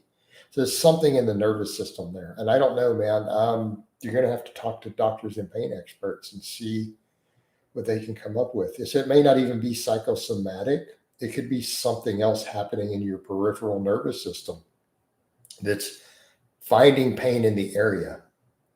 And that's where it's registering it. And there may not be any damage in the area. It could be something else happening with the nervous system. It's still a lot of emerging science on this area. It's fascinating, though. You know, but I thought some of that's interesting because I've dealt with that with one client, but I knew about that other stuff, and I had to tell him about that research. That this is, or doctors have given examples of that. It's what do we do, right? So I don't necessarily know what advice to give you. I can tell you that this is what I've seen and observed. I don't necessarily have a practical take-home advice for you, brother. I really don't. But it's interesting to note. Interesting to note. I'll be coach. It's not your job to fix me. Just kind of authority figure. So it's calm me a little bit. Appreciate it. Hey man, I'm glad I'm at least able to give you some information on the topic. I wish you the best of luck with that. I wish you the best of luck with that because that sucks. But what do we do? We do what we can with what we have, and we keep training and keep moving forward. It's all that we can do.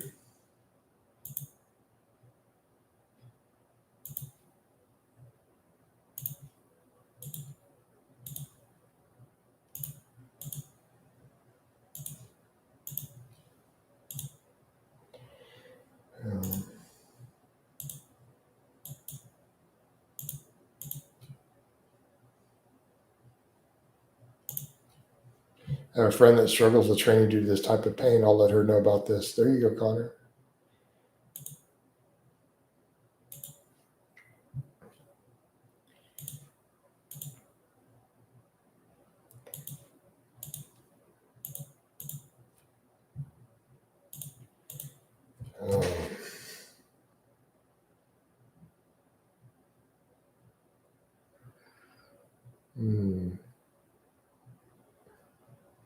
I might go put another pot of coffee on. I'm gonna be right back.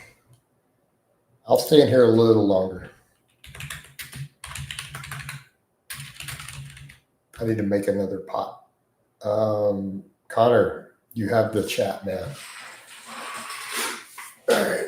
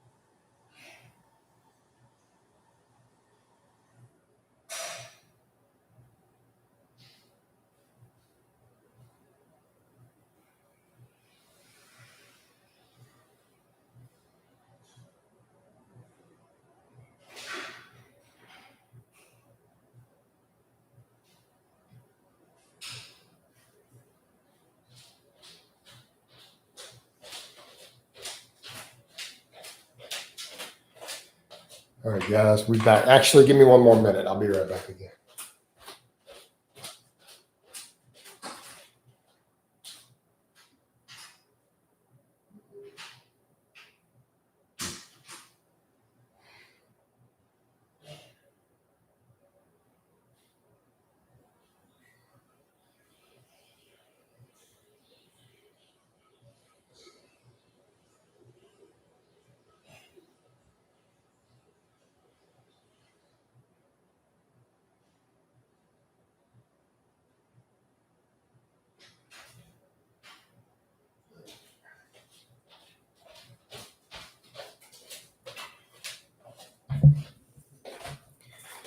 All right, we're back. I don't have any coffee though for a moment. So my coffee pot makes the new one. So what do we got going on here? Put up another one of these.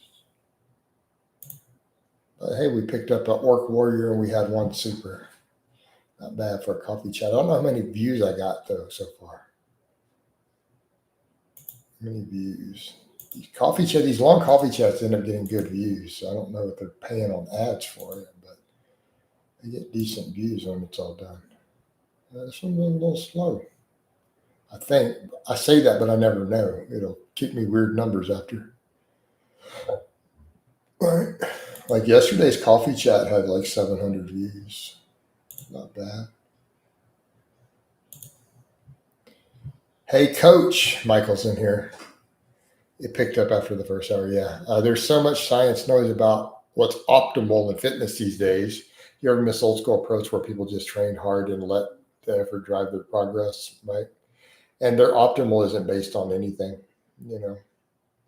How many of these guys pursuing optimal is just always more and more and more volume? And when I look back, I was never at my biggest or strongest doing the most volume. I am scaling it now. I do the GPP just because I need the conditioning and because I feel lazy.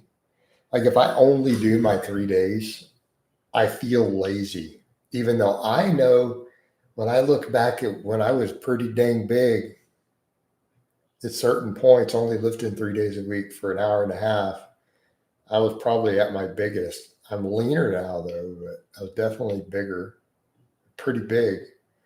Um, I've never had trouble getting big training like that. When I say science based, it's a disingenuous way to apply science. I agree, Connor. But I mean, no, really, go back and look at like that 2015, 2016 time period, right?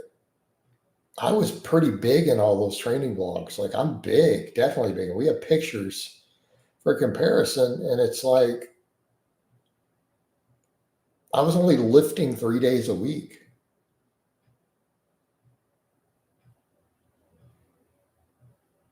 Not 4, not 5, 3 days a week. Dude, I was doing at most 10 sets at most for muscle groups. You know? And I'm not saying the Mike Minter hit approach is necessarily the way to go, but big movements, progressive overload intensity with moderate volume works really, really well. You know, it works really well. I mean, and look at some of my clients. Some of my dudes do 6 sets of muscle group, man. 6, 7, 8. And yet they're pretty strong, pretty good amount of muscle. You know, it absolutely works. So that is the point we do need to make. And granted, we can talk about Dorian and other guys, and people point out the drugs, and I agree the drugs are a big factor. But again,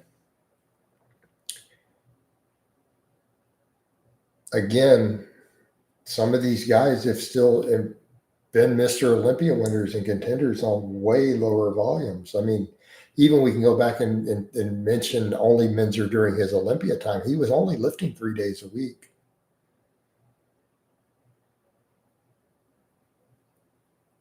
You know?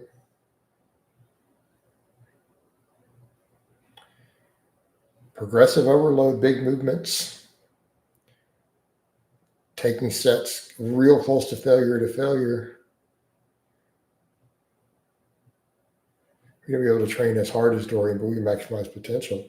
But I mean, but realistically, let's say we don't go to failure, we go to 0 reps in reserve. Because I don't go to failure on squats and benching. But if I'm shaking on the last rep and it grinds, that's definitely 0 in reserve, right? So my bench sets lately, I think we can look at those and say, yeah, those are no reps in reserve. So anybody out there not understand, if you're focused on big movements, you're doing at least 6 really, really hard sets a week per muscle group, you're going to grow. You're going to get bigger. Okay. Period. I sometimes wonder how hard these guys are not, and how many of them don't get results. There's a guy on my social media I see. I've known him for over a decade on there. I've gotten in minor arguments with him on stuff, and he's a super, super, super all about whatever all the evidence-based guys. Like, he pretty much sucks Brad Schoenfeld's dick. All right. Literally putting up his 40 plus sets a week. He breaks it all down even on. So this is what I'm doing right now. I'm doing 36 sets for biceps and 50 sets for chest. And he's got all his breakdown of his 6-day a week, 3-hour workouts.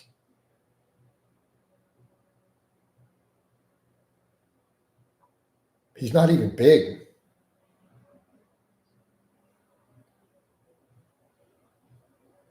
Right? He's been a personal trainer for over a decade. Hold on, I've got to reconnect. You guys see me now? I had to reconnect. We good? All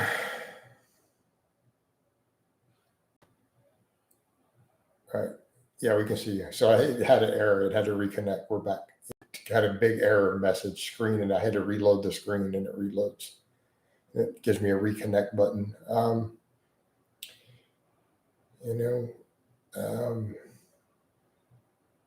But I see some of these guys, and I'm like, dude, I have clients bigger than you who work out and do 6 sets.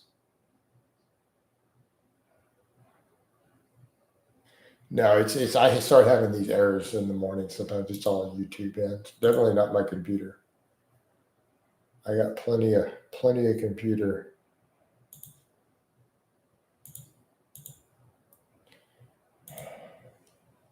Hold on, let me get a couple, maybe some more Facebook posts.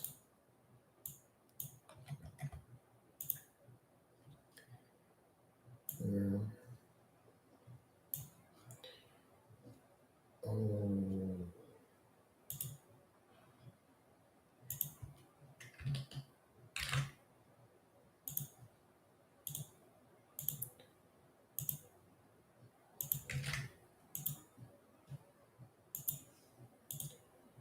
Yeah.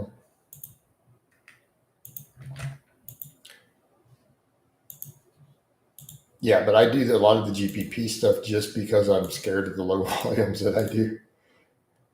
I don't want to feel lazy.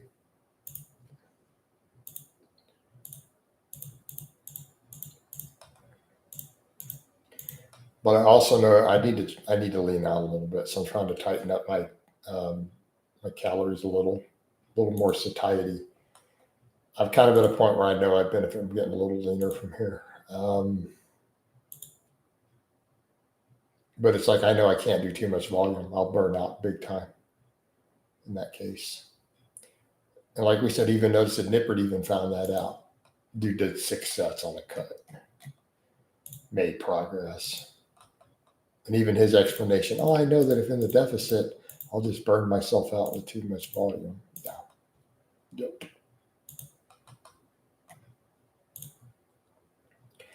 But I think the other thing too, I'll be back to you guys in a second. The thing that we have to think about is it's not good for business to sell that. Dudes who are trying to sell programs,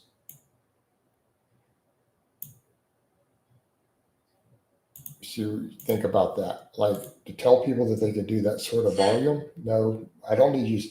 We're good, Sue. Thank you.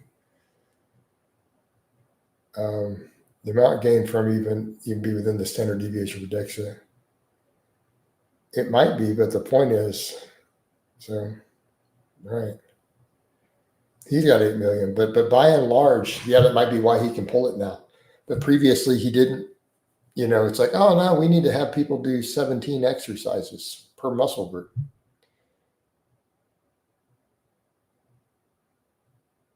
Really? Do they really need that?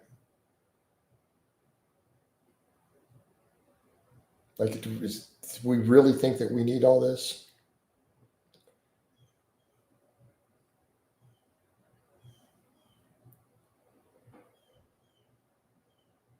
That he didn't lose muscle. Yeah, or strength is a very advanced lifter on a cut. Right.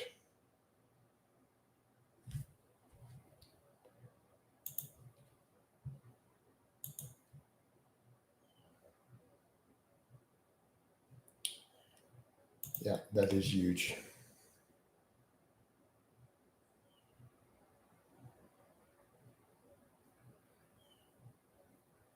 Because even in my case, man, if right now I were to cut 20 pounds and keep all of my muscle, bro, I'd be ecstatic. That's another thing why I don't like to cut. I don't like losing strength. I don't like losing muscle. You know, right. But what does this then say about the people putting out information? If any of these old school type training and the hard training and some of these full body workouts, these people wouldn't be able to sell their info, their nonsense. They wouldn't be able to do the silly training they do on camera either. Think about how many of these influencers do all this silly training, things they don't need to do. In the reality, most of their followers would maximize their results just training old school. Like seriously, look at the super squats type programs.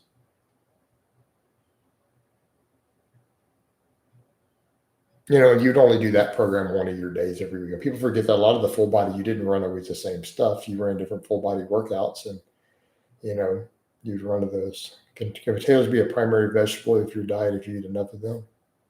Sure, but I mean, you want more than just potatoes. Addicted.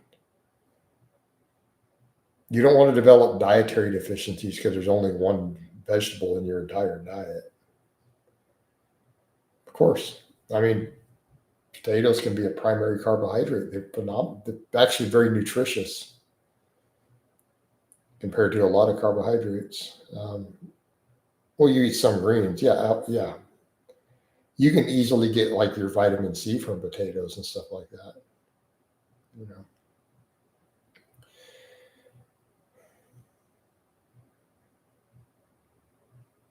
or some other fruits in there, but greens mainly for the vitamin K and stuff. It's hard to get enough K from fruits.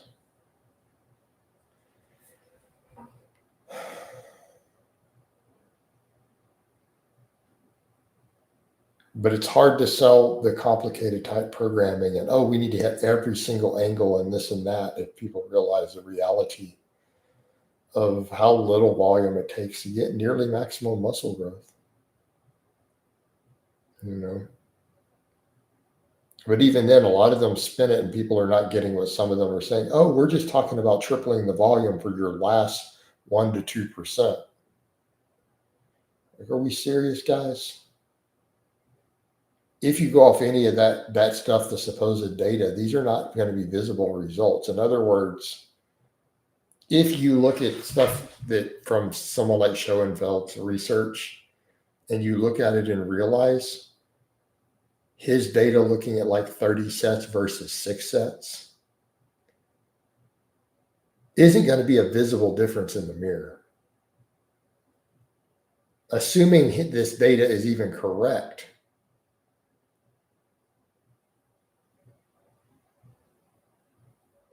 you know,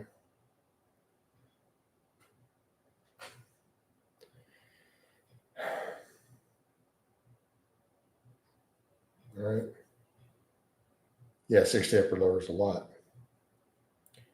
We need to understand their data, if their math is even correct, and it's not like you're doubling your muscle growth here, guys. It's not going to be enough to see in the mirror.